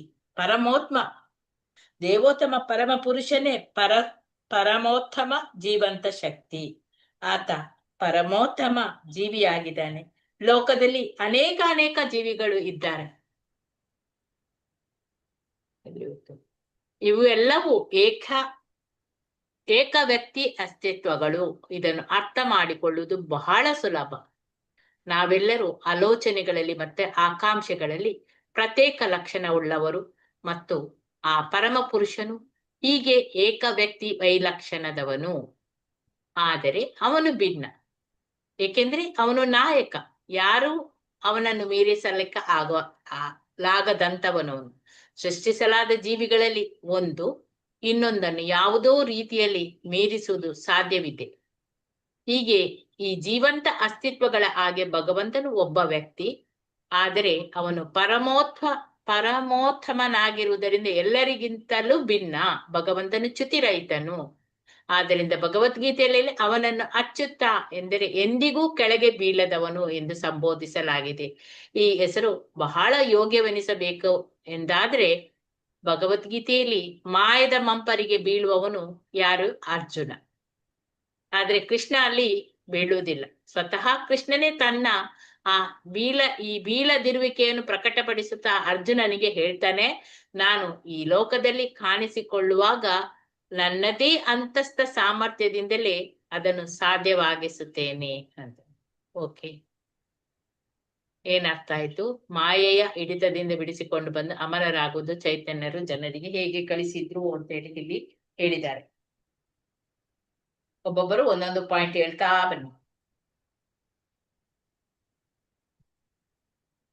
ಶಾಂತಿ ರೂಪಿಣಿ ಮಾತಾಜಿ ಹೇಳಿ.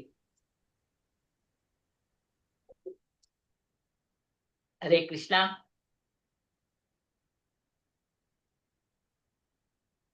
ಶಾಂತಿ ರೂಪಿಣಿ ಮಾತಾಜಿ. ರೀನಾ ಮಾತಾಜಿ ಈ ಪ್ಯಾರ ವಿವರಿಸಿ ಮಾತಾಜಿ. ಹರೇ ಕೃಷ್ಣ ಮಾತಾಜಿ.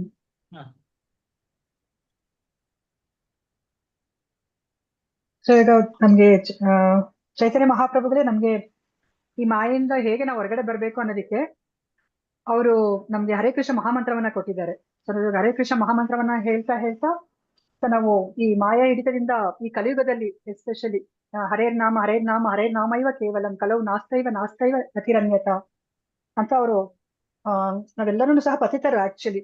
ಸೊ ಇವಾಗ ಜಗಾಯಿ ಮದಾಯನ್ನ ಸಾಯಿಸ್ಲಿಕ್ಕೆ ಹೋದಾಗ, ಅಂದ್ರೆ ಸುದರ್ಶನ ಚಕ್ರವನ್ನು ಪ್ರಯೋಗಿಸ್ಲಿಕ್ಕೆ ಹೋದಾಗ ನಿತ್ಯಾನಂದ ಪ್ರಭು ತಡೆದು ಅದನ್ನೇ ಹೇಳಿದ್ದು, ನೀವು ಇವಾಗ ಇವ್ರಿಬ್ಬರನ್ನ ನೀವು ಸಾಯಿಸಿದ್ರೆ ಈಗ ಕಲಿಯುಗದಲ್ಲಿ ಇರೋ ಜನಗಳೆಲ್ಲ ಪತಿತರಾದವ್ರೆ, ನೀವು ಅವಾಗ ಎಲ್ಲರನ್ನೂ ನೀವು ಸಾಯಿಸ್ಬೇಕಾಗತ್ತೆ. ಸೊ ನೀವು ಬಂದಿರೋದೇ ನೀವು ಕರುಣಾಮಯ ಅವತಾರ, ಎಲ್ಲರನ್ನ ಉದ್ಧಾರ ಮಾಡ್ಲಿಕ್ಕೆ ನೀವು ಬಂದಿದ್ದೀರಾ ಅಂತ ಹೇಳ್ಬಿಟ್ಟು ಅವ್ರು ಹೇಳ್ತಾರೆ. ಸೊ ಅಂದ್ರೆ ನಮ್ಗೆ ಚೈತನ್ಯ ಮಹಾಪ್ರಭುಗಳು ಅಷ್ಟು ಕರುಣಾ ಅವತಾರದಲ್ಲಿ ಅವರು ಇವಾಗ ನಮ್ಮನ್ನ ಮಾಯೆಯಿಂದ ಹೊರಗಡೆ ಬರ್ಲಿಕ್ಕೆ ತುಂಬಾ ಸುಲಭವಾದ ಮಾರ್ಗವನ್ನ, ಈ ಸಂಕೀರ್ತನ ಯಜ್ಞವನ್ನ ಅವ್ರು ನಮ್ಗೆ ಕೊಟ್ಟಿದ್ದಾರೆ. ಸೊ ಇದನ್ನ ನಾವು ಚೈತನ್ಯ ಚರಿತಾಮೃತದಲ್ಲಿ ನಾವು ತಿಳ್ಕೊತೀವಿ ಅಂತ ಹೇಳ್ತಾ ಇದ್ದಾರೆ. ಈ ಕೃತಿಯ ಹೆಸರನ್ನು ಅಮರತ್ವದಲ್ಲಿ ಜೀವಶಕ್ತಿಯ ಗುಣಗಳು ಎಂದು ಅರ್ಥೈಸಿಕೊಳ್ಳಬಹುದಾಗಿದೆ. ಮಾತಾಜಿ ಅದು ಅಮರತ್ವದಲ್ಲಿ ಜೀವಶಕ್ತಿಯ ಗುಣಗಳು ಅದು ನನಗೆ ಗೊತ್ತಾಗಿಲ್ಲ ಮಾತಾಜಿ, ಅದನ್ನ ಯಾಕೆ ಹೇಳ್ತಾ ಇದ್ದಾರೆ ಅಂತ ಹೇಳ್ಬಿಟ್ಟು. ಅಮರತ್ವದಲ್ಲಿ ಜೀವಶಕ್ತಿಯ ಗುಣಗಳು ಎಂದು ಮಾತಾಜಿ ಯಾರು? ನಿತ್ಯಾಂಗಿ ಮಾತಾಜಿ ಮತ್ತೆ ಯಾರಿದ್ದಾರೆ? ಅರ್ಥ ಆಯ್ತಾ ಮಾತಾಜಿ ಅದು ಯಾಕೆ ಹೇಳಿದ್ರು ಅಂತ? ಉಮಾ ಕುಲಕರ್ಣಿ ಮಾತಾಜಿ ಇಲ್ಲವಾ? ಮಧುಮಯಿ ಮಾತಾಜಿ? ಇದು ಒಂದ್ ರೀತಿ ಕನ್ನಡದ ಅನುವಾದ ಮಾಡಿದ್ರಿಂದ ನಮ್ಗೆ ಅದು ಸರಿಯಾಗಿ ಕನ್ನಡದಲ್ಲಿ ಅದು ಅನುವಾದ ಸರಿಯಾಗಿಲ್ಲ ಅಂತ ಕಾಣುತ್ತೆ. ಅಂದ್ರೆ ಅಮರತ್ವದಲ್ಲಿ ಜೀವಶಕ್ತಿಯ ಗುಣಗಳಂದ್ರೆ ಈ ಜೀವಶಕ್ತಿ ಜೀವಿಗಳು ಹೇಗೆ ಅಮರತ್ವವನ್ನು ಪಡ್ಕೊಳ್ಳೋದು ಅಂತ ಹೇಳಿದ್ರೆ ಈ ಕೃತಿಯಿಂದ ಅದಕ್ಕೆ ಈ ಕೃತಿಗೆ ಆ ಹೆಸರನ್ನು ಇಟ್ಟಿದ್ದಾರೆ. ಈಗ ಜೀವಶಕ್ತಿ, ಈಗ ನಾವು ಜೀವಶಕ್ತಿ, ಆದ್ರೆ ನಾವು ಈಗ ಬಂಧನದಲ್ಲಿದ್ದೇವೆ. ಬಂಧನದಲ್ಲಿದ್ದು ನಾವು ನಮಗೆ ಹುಟ್ಟು ಸಾವು ಸಿಕ್ಕುತ್ತದೆ. ಆದರೆ ಇದರಿಂದ ನಾವು ಹೇಗೆ ನಾವು ಅಮರತ್ವವನ್ನು ಪಡ್ಕೊಳ್ಳೋದು ಇದನ್ನ ಈ ಚೈತನ್ಯ ಚರಿತಾಮೃತ ಅಮೃತ, ಅದಕ್ಕೆ ಅಮೃತ ಅಂತ ಹೇಳ್ತಾರೆ. ಹಾಗಾಗಿ ಇದನ್ನ ಅರ್ಥೈಸ್ಕೊಳ್ಳೋದಂದ್ರೆ ಈ ಜೀವ ಶಕ್ತಿ, ನಾವೆಲ್ಲ ಬದ್ಧಾತ್ಮರು, ನಾವು ಹೇಗೆ ಅಮರತ್ವ ಪಡ್ಕೊಳ್ಳೋದು ಅದನ್ನ ಈ ಚೈತನ್ಯ ಚರಿತಾಮೃತ ನಮಗೆ ಕಲಿಸಿಕೊಡುತ್ತೆ ಅಂತ ಹೇಳ್ತಾ ಇದ್ದಾರೆ. ಆದ್ರೆ ಇಲ್ಲಿ ಹೇಳ್ತಾ ಇದ್ರೆ ನಿತ್ಯೋ ನಿತ್ಯಾನಾಂ ಚೇತನಶ್ಚೇತನಾನಾಂ ಏಕೋ ಹಿ ಬಹುನಾಂ ವಿದದಾತಿ ಕಾಮಾನ್, ಇದನ್ನೇ ಇಲ್ಲಿ ಹೇಳ್ತಾ ಇದ್ದಾರೆ. ಅಂದ್ರೆ ದೇವೋತ್ತಮ ಪರಮ ಪುರುಷನು ಜೀವಂತ ಶಕ್ತಿ, ಆಮೇಲೆ ಈ ಎಲ್ಲ ಜೀವಿಗಳು ಕೂಡ ಜೀವಂತ ಶಕ್ತಿ. ಆದರೆ ಇದು ಏಕೋ ಹಿ ಬಹುನಾಂ ವಿದದಾತಿ ಕಾಮಾನ್, ಅವನು ಎಲ್ಲರೂ ಒಬ್ಬನೇ, ಆದ್ರೆ ಅವನು ಭಿನ್ನ. ಯಾಕೆಂದ್ರೆ ಅವನು ನಾಯಕ, ಎಲ್ಲರನ್ನು ಅವನು ಅಂದ್ರೆ ಎಲ್ಲರನ್ನ ಅದನ್ನ ಪಾಲನೆ ಮಾಡ್ಕೊಂಡು ಬರ್ತಾನೆ. ಆದ್ರೆ ಈ ವ್ಯಕ್ತಿಗಳು ಈ ಜೀವಿಗಳು ಆತರ ಅಲ್ಲ. ಜೀವಿಗಳು ಅವರು ಅವರು ತಮ್ಮಷ್ಟಕ್ಕೆ ತಾವು ಇರ್ತಾರೆ, ಆದ್ರೆ ಭಗವಂತ ಎಲ್ಲರ ಜವಾಬ್ದಾರಿಯನ್ನು ತಗೊಂಡಿರ್ತಾನೆ. ಸೊ ಹಾಗಾಗಿ ಇದರಲ್ಲಿ ಭಗವಂತ ವ್ಯಕ್ತಿ, ಆದರೆ ಅವನು ಪರಮೋನ್ನತವಾದ ವ್ಯಕ್ತಿ, ಅವನು ಯಾವತ್ತೂ ಚ್ಯುತನಾಗುವುದಿಲ್ಲ ಅಂತ ಹೇಳ್ತಾರೆ. ಜೀವಿಗಳು ಚ್ಯುತರಾಗ್ತಾರೆ, ಯಾಕಂದ್ರೆ ಭೌತಿಕ ಪ್ರಪಂಚಕ್ಕೆ ಬಂದಾಗ 3 ಗುಣಗಳಲ್ಲಿ ಸಿಕ್ಕಿ ಜೀವಿಗಳು ಚ್ಯುತರಾಗ್ತಾರೆ. ಆದರೆ ಭಗವಂತ ಭೌತಿಕ ಪ್ರಪಂಚಕ್ಕೆ ಬರ್ತಾನೆ, ಇಲ್ಲಿ ಅವತಾರಗಳನ್ನು ತೆಗಿತಾನೆ, ಆದ್ರೆ ಅವನು ಎಂದೂ ಚ್ಯುತ ಆಗುದಿಲ್ಲ. ಅಂದ್ರೆ ಅವನು ಎಂದೂ ಮಾಯೆಯ ಹಿಡಿತದಲ್ಲಿ ಅವನು ಬರೋದಿಲ್ಲ. ಸೊ ಆದ್ರಿಂದ ಭಗವದ್ಗೀತೆಯಲ್ಲಿ ಅರ್ಜುನನಿಗೆ ಅವನು ಮಾಯೆಗೆ ಒಳಗಾಗ್ತಾನೆ, ಆದ್ರೆ ಕೃಷ್ಣ ಯಾವಾಗ್ಲೂ ಸ್ವತಃ ಕೃಷ್ಣ ಅವನು ಯಾವಾಗ್ಲೂ ಮಾಯೆಗೆ ಬರೋದಿಲ್ಲ. ಸೊ ಅದನ್ನೇ ಇಲ್ಲಿ 4.6 ಹೇಳಿದ್ದಾರೆ. ಅಂದ್ರೆ ಈ 4.6 ಶ್ಲೋಕ ಏನ್ ಹೇಳ್ತದೆ ಅಂದ್ರೆ ಅಜೋಪಿ ಸನ್ನವೇ ಆತ್ಮ ಭೂತಾನಾಂ ಈಶ್ವರೋಪಿ ಸನ್ ಪ್ರಕೃತಿಂ ಸ್ವಾಮಧಿಷ್ಠಾಯ ಸಂಭವಾಮಿ ಆತ್ಮ ಮಾಯೆಯ. ನಾನು ಯಾವಾಗ್ಲೂ ಈ ಭೌತಿಕ ಪ್ರಪಂಚಕ್ಕೆ ಬರ್ತೇನೆ, ಆದರೆ ನಾನು ಅಲೌಕಿಕ ರೂಪ ಅಂದ್ರೆ ಸಚ್ಚಿದಾನಂದ ವಿಗ್ರಹ ಅಂತ ಹೇಳ್ತಾನೆ. ಯಾವತ್ತೂ ಈ ನನ್ನ ಶರೀರ ಕ್ಷಯಿಸೋದಿಲ್ಲ, ನಾನು ಮಾಯೆಗೆ ಒಳಗಾಗೋದಿಲ್ಲ. ಅವನ ಶರೀರ ಭಗವಂತನದು ಆಧ್ಯಾತ್ಮಿಕ ಶರೀರ. ಆದರೆ ಜೀವಿಗಳು ಪತನ ಹೊಂದಿದಾಗ ಭೌತಿಕ ಶರೀರವನ್ನ ಪಡ್ಕೊಳ್ತಾರೆ ಭೌತಿಕ ಪ್ರಪಂಚಕ್ಕೆ. ಇದು ವ್ಯತ್ಯಾಸ. ಹಾಗಾಗಿ ಭಗವಂತ ಯಾವಾಗಲೂ ಅವನು ಅಂದ್ರೆ ಈ ಪತನ ಹೊಂದುವುದಿಲ್ಲ, ಅಚ್ಯುತ, ಅವನ ಶರೀರ ಸಚ್ಚಿದಾನಂದ, ಹಾಗಾಗಿ ಅವನು ಅಮರ. ಆದ್ರೆ ಜೀವಿಗಳು ಹೇಗೆ ಅಮರತ್ವವನ್ನು ಪಡೆಯುವುದು ಭಗವಂತನ ಹಾಗೆ, ಅದನ್ನ ಈ ಚೈತನ್ಯ ಚರಿತಾಮೃತ ನಮಗೆ ತಿಳಿಸ್ಕೊಡ್ತದೆ ಅಂತ ಈ ಶ್ರೀಲ ಪ್ರಭುಪಾದರು ಹೇಳ್ಕೊಡ್ತಾ ಇದ್ದಾರೆ ನಮಗೆ. ಹರೇ ಕೃಷ್ಣ ಮಾತಾಜಿ. ಹರೇ ಕೃಷ್ಣ. ಹರೇ ಕೃಷ್ಣ ಮಾತಾಜಿ, ಇಲ್ಲಿ ನೀವು ಹೇಳಿದ್ರಲ್ಲ ಅಮರತ್ವದಲ್ಲಿ ಜೀವಶಕ್ತಿಯ ಗುಣಗಳು ಅಂತ. ಇಲ್ಲಿ ಜೀವಶಕ್ತಿಯ ಗುಣಗಳು ಅಂತಂದ್ರೆ ಇಲ್ಲಿ ಸಾಮಾನ್ಯವಾಗಿ ಸಾಯದಿರೋದು ಅಂತ ಅರ್ಥ ಅಲ್ಲ. ನನ್ನ ಪ್ರಕಾರ ಅಮೃತ ಅಂತಂದ್ರೆ ಇಲ್ಲಿ ಯಾವಾಗ ನಾವು ಮಾಯೆನ ದಾಟಿ ಹೋಗ್ತೀವೋ ಅದೇ ಅಮೃತ ಅಲ್ಲ, ಅದು ಜೀವಶಕ್ತಿನ ಹೇಳ್ತಾ ಇರುವಂತದ್ದು. ಮಾಯೆಯನ್ನ ದಾಟಿದಂತ ಒಂದು ಸ್ಥಿತಿ, ಮತ್ತೆ ಈ ಒಂದು ಆತ್ಮ ಏನು ಒಂದು ನಿಜವಾದ ಪ್ರಜ್ಞೆ ಇದೆಯೋ ಅದೇ ಒಂದು ಜೀವಶಕ್ತಿಯ ಗುಣ, ಅದೇ ಪರಮಾನಂದ ಅಂತ ಹೇಳ್ತೇವೆ. ಸೊ ಆ ಒಂದು ಮಾಯೆಯನ್ನ ಮೀರಿ ಏನ್ ನಮ್ಮ ಆತ್ಮ ಇದೆಯಲ್ಲ, ಮೂಲ ಚೈತನ್ಯದ ಸ್ಥಿತಿಗೆ ಇರ್ತದಲ್ಲ, ಅದೇ ಆ ಪರಮ ಜೀವನ ಅಥವಾ ಅಮರತ್ವದ ಜೀವನ ಶಕ್ತಿಯ ಗುಣ, ಜೀವಶಕ್ತಿಯ ಗುಣ ಅಂತ ಹೇಳ್ತಾ ಇರುವಂತದ್ದು ನಾನು ಅನ್ಕೊಂಡಿದ್ದೇನೆ. ಅಮರತ್ವದ ಜೀವಶಕ್ತಿಯ ಗುಣ. ಓಕೆ, ಇನ್ನು ಬೇರೆ ಏನಾದ್ರೂ ಹೇಳಲಿಕ್ಕಿದೆಯಾ ಯಾರಿಗಾದ್ರು? ಹರೇ ಕೃಷ್ಣ. ಮುಂದೆ ಹೋಗೋಣ. ಅದಕ್ಕೆ ಭಗವಂತನ ಅಚ್ಯುತ ಅಂತ ಅಂದ್ರೆ ಎಂದಿಗೂ ಕೆಳಗ್ ಬೀಳ್ದವು ಅನ್ನೋ ಭಗವಂತ ಅಂತ ಹೇಳಿದ್ದಾರೆ ಮಾತಾಜಿ ಇಲ್ಲಿ. ಮಾತಾಜಿ ಇಲ್ಲಿ ಏನಂದ್ರೆ ಅಮರತ್ವದ ಗುಣ ಅಂತಂದ್ರೆ ಅಲ್ಲಿ 3 ಗುಣಗಳನ್ನು ಮೀರುವುದು ಅಂದ್ರೆ ಈ ಭೌತಿಕ ಪ್ರಪಂಚದಲ್ಲಿ ಇರೋದು 3 ಗುಣ. ಇದನ್ನು ಮೀರುವುದು ಅಂದ್ರೆ ಶುದ್ಧ ಸತ್ವ ಸ್ಥಿತಿ. ಸೊ ಆ ಶುದ್ಧ ಸತ್ವ ಸ್ಥಿತಿಗೆ ಬಂದಾಗ ಅವನು ಭಗವಂತನಲ್ಲಿ ಆಸಕ್ತನಾಗಿ ಭಗವಂತನ ಸೇವೆಯಲ್ಲಿ ಇರ್ತಾನೆ. ಅವನು ಈ ಲೋಕವನ್ನ ಅವನು ಬಿಡುತ್ತಾನೆ, ಅವನ ಶರೀರವನ್ನ ಸಂಪೂರ್ಣವಾಗಿ ಕೃಷ್ಣ ಪ್ರಜ್ಞೆ ಆದಾಗ. ಹಾಗಾಗಿ ಅದು ಅಮರತ್ವಕ್ಕೆ ಏರುವುದು ಅಂತಂದ್ರೆ ಅದು ಭಗವಂತನ ಲೋಕವನ್ನು ಪಡ್ಕೊಳ್ಳುದು ಅಂತ ನಾ ತಿಳ್ಕೊಂಡಿದ್ದೇನೆ. ಮಾತಾಜಿ, ಹರೇ ಕೃಷ್ಣ. ಮಾತಾಜಿ, ಇದು ಚೈತನ್ಯ ಚರಿತಾಮೃತನೇ ಹೇಳುತ್ತೆ ಅದು ಪದ. ನೋಡಿ ಹೇಗೆ ಅಮರತ್ವದ ಜೀವಶಕ್ತಿ ಅಲ್ಲ. ಚರಿತ ಅಂದ್ರೆ ಜೀವ. ಅಮರತ್ವ. ಈಗ ಮಾತಾಜಿ ಇನ್ನೊಂದು ಇದಕ್ಕೆ ಇದನ್ನ ಕೂಡ ಹೇಳ್ಬಹುದು ನಾವು. ಯಾಕೆಂತಂದ್ರೆ ಈಗ ಯಾರು ಶುದ್ಧ ಭಕ್ತರಾಗ್ತಾರೆ, ಅದು ಇಹಾಯಸ್ಯ ಹರೇರ್ದಾಸ್ಯ ಕರ್ಮಣ ಮನಸಾಗಿರ ನಿಖಿಲೇಶೋಪಿ ಅವಸ್ಥಾಸು ಜೀವನ್ಮುಕ್ತ ಸ ಉಚ್ಯತೆ. ಅವನು ಕೂಡ ಜೀವನ್ಮುಕ್ತನಾಗ್ಬಿಡ್ತಾನೆ. ಯಾರು ಭಕ್ತ, ಶುದ್ಧ ಭಕ್ತನಾದವನು, ಯಾರು ತನ್ನ ಮನಸ್ಸು, ಮಾತು, ಕೃತಿ ಎಲ್ಲದನ್ನು ಭಗವಂತನ ಸೇವೆ ತೊಡಗಿಸ್ತಾನೆ. ಸೊ ಅದು ಕೂಡ ಅಮರತ್ವದ ಸ್ಥಿತಿ. ಯಾಕಂದ್ರೆ ಅವನು ಜೀವನ್ ಮುಕ್ತನಾಗ್ತಾನೆ ಈ ಶರೀರ ಇದ್ದಾಗ್ಲೆ. ಅದನ್ನ ಮಾತಾಜಿಯವರು ಆ ರೀತಿಯಾಗಿ ಹೇಳಿದ್ರು ಅಂತ ನಾ ತಿಳ್ಕೊಂಡಿದ್ದೇನೆ. ಹರೇ ಕೃಷ್ಣ. ನೋಡಿ ಎಷ್ಟು ಇದು ಇದೆ ಕೋಇನ್ಸಿಡೆನ್ಸ್. ಈ ಚೈತನ್ಯ ಚರಿತಾಮೃತ ಹೇಳಿದ್ರಲ್ಲ ನೀವು ಬಿಗಿನಿಂಗ್ ಅಲ್ಲಿ, ಕೇಳಿಸ್ತಾ ಇದೆಯಾ ಮಾತಾಜಿ? ಕೇಳಿಸ್ತದೆ. ಬಿಗಿನಿಂಗ್ ಅಲ್ಲಿ ಹೇಳಿದ್ರಲ್ಲ ನೀವು ಚರಿತಾಮೃತ, ಚೈತನ್ಯ, ಈ ಅಮರತ್ವದಲ್ಲಿ ಜೀವಶಕ್ತಿಯ ಗುಣಗಳಂದ್ರೆ ಇದ. ಚರಿತ ಅಂದ್ರೆ ಒಂದು ಜೀವನ, ನಮ್ದು ಚರಿತ ಅಂದ್ರೆ ಜೀವನ, ಅದು ಚರಿತ್ರೆ ಇದ್ದಾಗೆ. ಅಮೃತ ಅಂತಂದ್ರೆ ಇದೇ ಆತ್ಮಿಕ ಒಂದು ಆತ್ಮದ ಜ್ಞಾನ, ಅದು ಅಮರವಾಗಿರುವಂತದ್ದು. ಮತ್ತೆ ಚೈತನ್ಯ, ಚೇತನ ಶಕ್ತಿ. ಚರಿತ ಅಮೃತ ಚೈತನ್ಯ ಅಂದ್ರೆ ಜೀವಕ್ಕೆ ಚೇತನ ಶಕ್ತಿ ಕೊಡುವಂತಹ ಪರಮಶಕ್ತಿ, ಅದೇ ಭಗವಂತ ಅಂತ. ಅಮೃತತ್ವದಲ್ಲಿ ಜೀವಶಕ್ತಿಯ ಗುಣಗಳು ಅದೇ ಹೇಳುತ್ತೆ ಮಾತಾಜಿ ಇದು ಕೂಡ. ಹರೇ ಕೃಷ್ಣ. ಹರೇ ಕೃಷ್ಣ.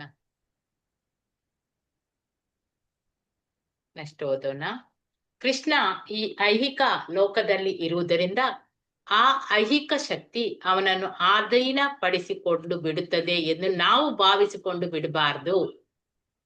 ಒಂದು, ಕೃಷ್ಣನಿಗೆ ಯಾವುದು ಹಿಡಿತ ಇಲ್ಲವೇ ಇಲ್ಲ, ಐಹಿಕ ಶಕ್ತಿದು ಯಾವುದು ಹಿಡಿದುಕೊಳ್ಳುವುದಿಲ್ಲ ಅವನನ್ನು. ಕೃಷ್ಣನು ಅವನ ಅವತಾರಗಳು ಯಾವತ್ತೂ ಈ ಐಹಿಕ ರೀತಿಗಳ ಹಿಡಿತಕ್ಕೆ ಒಳಪಡುವುದಿಲ್ಲ. ಅವು ಸಂಪೂರ್ಣವಾಗಿ ಸ್ವತಂತ್ರವಾದವು. ಶ್ರೀಮದ್ ಭಾಗವತದಲ್ಲಿ ದೈವ ಗುಣಗಳು ಇರುವವನನ್ನು ಈ ಐಹಿಕ ಪರಿಸರದಲ್ಲಿ ಇದ್ದರೂ ಎಲ್ಲಾ ಐಹಿಕ ಗುಣಗಳಿಂದ ಬಾಧಿತನಾಗದವನು ಎಂದು ಸ್ಪಷ್ಟಗೊಳಿಸಲಾಗಿದೆ. ಈ ಸ್ವಾತಂತ್ರ್ಯವನ್ನು ಒಬ್ಬ ಭಕ್ತ ಸಾಧಿಸಲು ಸಾಧ್ಯವಾಗುವುದಾದರೆ ಭಗವಂತನನ್ನು ಕುರಿತು ಏನಾದರೂ ಹೇಳುವುದು ಉಳಿದಿದೆಯೇ ಅಂತೆ. ನಿಜವಾದ ಇಲ್ಲಿ ಪ್ರಶ್ನೆ ಏನಂತ ಹೇಳಿದ್ರೆ, ನಾವು ಈ ಐಹಿಕ ಪ್ರಪಂಚದಲ್ಲಿ ಇದ್ದುಕೊಂಡು ಐಹಿಕ ಮಾಲಿನ್ಯದಿಂದ ಮಲಿನಗೊಳ್ಳದಿರುವುದು ಹೇಗೆ? ಕೃಷ್ಣನನ್ನು ಸೇವಿಸುವುದೇ ನಮ್ಮ ಆಕಾಂಕ್ಷೆಯಾಗಿ ನಿರ್ಧರಿಸಿದ್ರೆ ಈ ಪ್ರಪಂಚದಲ್ಲಿ ನಾವು ಆಕಳಾಂಕಿತರಾಗಿ ಉಳಿಬಹುದು ಎಂದು ಶ್ರೀಲ ರೂಪ ಗೋಸ್ವಾಮಿ ಆಗ್ಲೇ ಸ್ಪಷ್ಟಪಡಿಸಿ ಹೇಳಿದ್ದಾರೆ. ಆಗ ಯಾರಾದರೂ ಸಹಜವಾಗಿ ಕೇಳ್ಬಹುದು, ನಾನು ಹೇಗೆ ಸೇವೆ ಮಾಡಬಲ್ಲೆ ಎಂದು ಸಾಮಾನ್ಯವಾಗಿ ಕೈಗೊಳ್ಳುವ ಬರೀ ಮೆದುಳಿನ ಚಟುವಟಿಕೆ ಎನಿಸುವ ಆ ಧ್ಯಾನದ ವಿಷಯವಾಗಿರದೆ ಕೃಷ್ಣನಿಗಾಗಿ ಕೈಗೊಳ್ಳುವ ಕಾರ್ಯರೂಪ ಕೈಂಕರ್ಯವೂ ಆಗಿದೆ. ಈ ಚಟುವಟಿಕೆಗಳು ನಾವು ಯಾರೆಲ್ಲ ಸಾಧನ ಸಂಪತ್ತುಗಳನ್ನು ಉಪಯೋಗಿಸದೆ ಬಿಡಬಾರದು. ನಮ್ಮಲ್ಲಿ ಏನೇ ಇರ್ಲಿ, ಎಷ್ಟೇ ಇರಲಿ, ಕೃಷ್ಣನಿಗೆ ಸಮರ್ಪಿತವಾಗಬೇಕು. ನಾವು ಎಲ್ಲವನ್ನೂ ಸಮರ್ಪಿಸಬಹುದು. ಟೈಪ್ ರೈಟರ್ಗಳು, ವಾಹನಗಳು, ವಿಮಾನಗಳು, ರಾಕೆಟ್ಗಳು, ಬಾಂಬುಗಳು ಮೊದಲಾಗಿ. ಜೊತೆಗೆ ನಾವು ಕೃಷ್ಣ ಪ್ರಜ್ಞೆ ಬಗ್ಗೆ ಸಾಮಾನ್ಯವಾಗಿ ಮಾತನಾಡಿದ್ರೂ ಸಾಕು, ನಾವು ಸೇವೆ ಸಲ್ಲಿಸಿದಂತ ಆಗ್ತದೆ.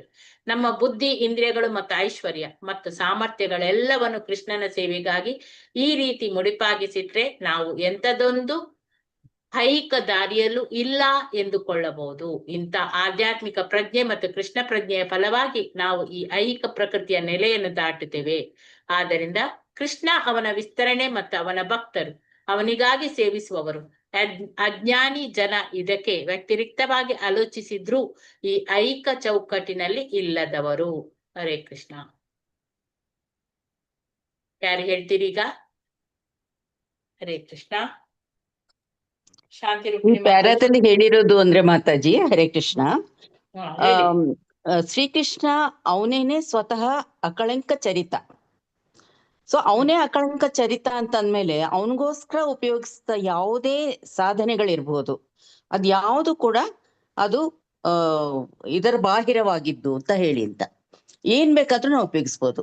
ಅದಕ್ಕೆ ಕೃಷ್ಣನ ಭಕ್ತಿಯನ್ನು ಹೆಚ್ಚಿಸ್ಲಿಕ್ಕೆ, ಜನಗಳ ಮಧ್ಯದಲ್ಲಿ ಅದನ್ನ ತಗೊಂಡು ಹೋಗ್ಲಿಕ್ಕೆ ಏನೆಲ್ಲ ಬೇಕಾದ್ರೂ ಅಲ್ಲಿ ಕೊಟ್ಟಿದೆ ಲಿಸ್ಟು, ಅವೆಲ್ಲ ಕೂಡ ನಾವು ಉಪಯೋಗಿಸ್ಬೋದು ಅಂತ ಅನ್ಕೊಂಡು ಒಂದು ವಿಷಯದಲ್ಲಿ ಅವರು ಹೇಳ್ತಾ ಇದ್ದಾರೆ. ಅದು ಒಂದು ಪಾಯಿಂಟ್ ಮಾತಾಜಿ.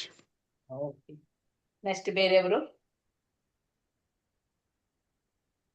ಮಾತಾಜಿ, ಭಗವಂತ ಈ ಒಂದು ಭೌತಿಕ ಪ್ರಪಂಚದಲ್ಲಿ ಅವತರಿಸಿ ಇಲ್ಲಿ ನೆಲೆಗೊಳ್ಳುವುದು ಅಂತಂದ್ರೆ ಆತನು ಕೂಡ ನಮ್ಮ ಹಾಗೆ ಆ ಏನು ಭೌತಿಕ ಈ ಒಂದು ಮಾಯಾ ಹಿಡಿತದಲ್ಲಿ ಒಳಪಡ್ತಾನೆ ಅಂತ ಹೇಳಿ ಭಾವಿಸಬಾರ್ದು, ಅದು ತಪ್ಪಾಗತ್ತೆ. ಭಗವಂತ ಸಂಪೂರ್ಣ ಸ್ವತಂತ್ರ. ಮತ್ತೆ ಇದನ್ನೇ ನಾವು ಒಂದು ಭಕ್ತರು ಒಂದು ಸಾಧಿಸುವುದಾದ್ರೆ ಅವಾಗ ಭಗವಂತನ ಬಗ್ಗೆ ಹೆಚ್ಚಿನದು ನಾವು ತಿಳ್ಕೊಳ್ಳೋಂಥದ್ದೇ ಅಥವಾ ಹೇಳೋಂಥದ್ದು ಏನಿರುತ್ತೆ. ಮತ್ತೆ ಇನ್ನೊಂದು ಏನು ಅಂತಂದ್ರೆ, ಈ ಒಂದು ಭೌತಿಕ ಕೊಳೆಗೆ ನಾವು ಒಳಪಡದೇನೆ ಇಲ್ಲಿ ಉಳಿಬೇಕು ಅಂತ ಆ ಒಂದು ಸೇವೆ ನಾವು ಆ ರೀತಿ ನಾವು ಬಾಳ್ಬೇಕು ಅಂತಂದ್ರೆ ಕೃಷ್ಣನಿಗೆ ಶರಣಾಗ್ಬೇಕು, ಕೃಷ್ಣನ ಸೇವೆ ಮಾಡ್ಬೇಕು. ಆಗ ಮಾತ್ರ ನಾವು ಈ ಒಂದು ಮಾಯಾ ಹಿಡಿತದಿಂದ ಹೊರ ಬರ್ತೀವಿ. ಇಲ್ಲಿ ಈ ಮಾಯಾಲೋಕ ಈ ಪ್ರಪಂಚದಲ್ಲಿ ಇದ್ದುಕೊಂಡೇ ನಾವು ಅವಾಗ ಭಗವಂತನ ಸೇವೆ ಮಾಡ್ಬೋದು. ಅದಕ್ಕೆ ಸಂಪೂರ್ಣ ಭಗವಂತನಿಗೆ ಶರಣಾಗ್ಬೇಕು ಅಂತ ಹೇಳ್ತಾರೆ ಮಾತಾಜಿ ರೂಪಾ ಗೋಸ್ವಾಮಿ.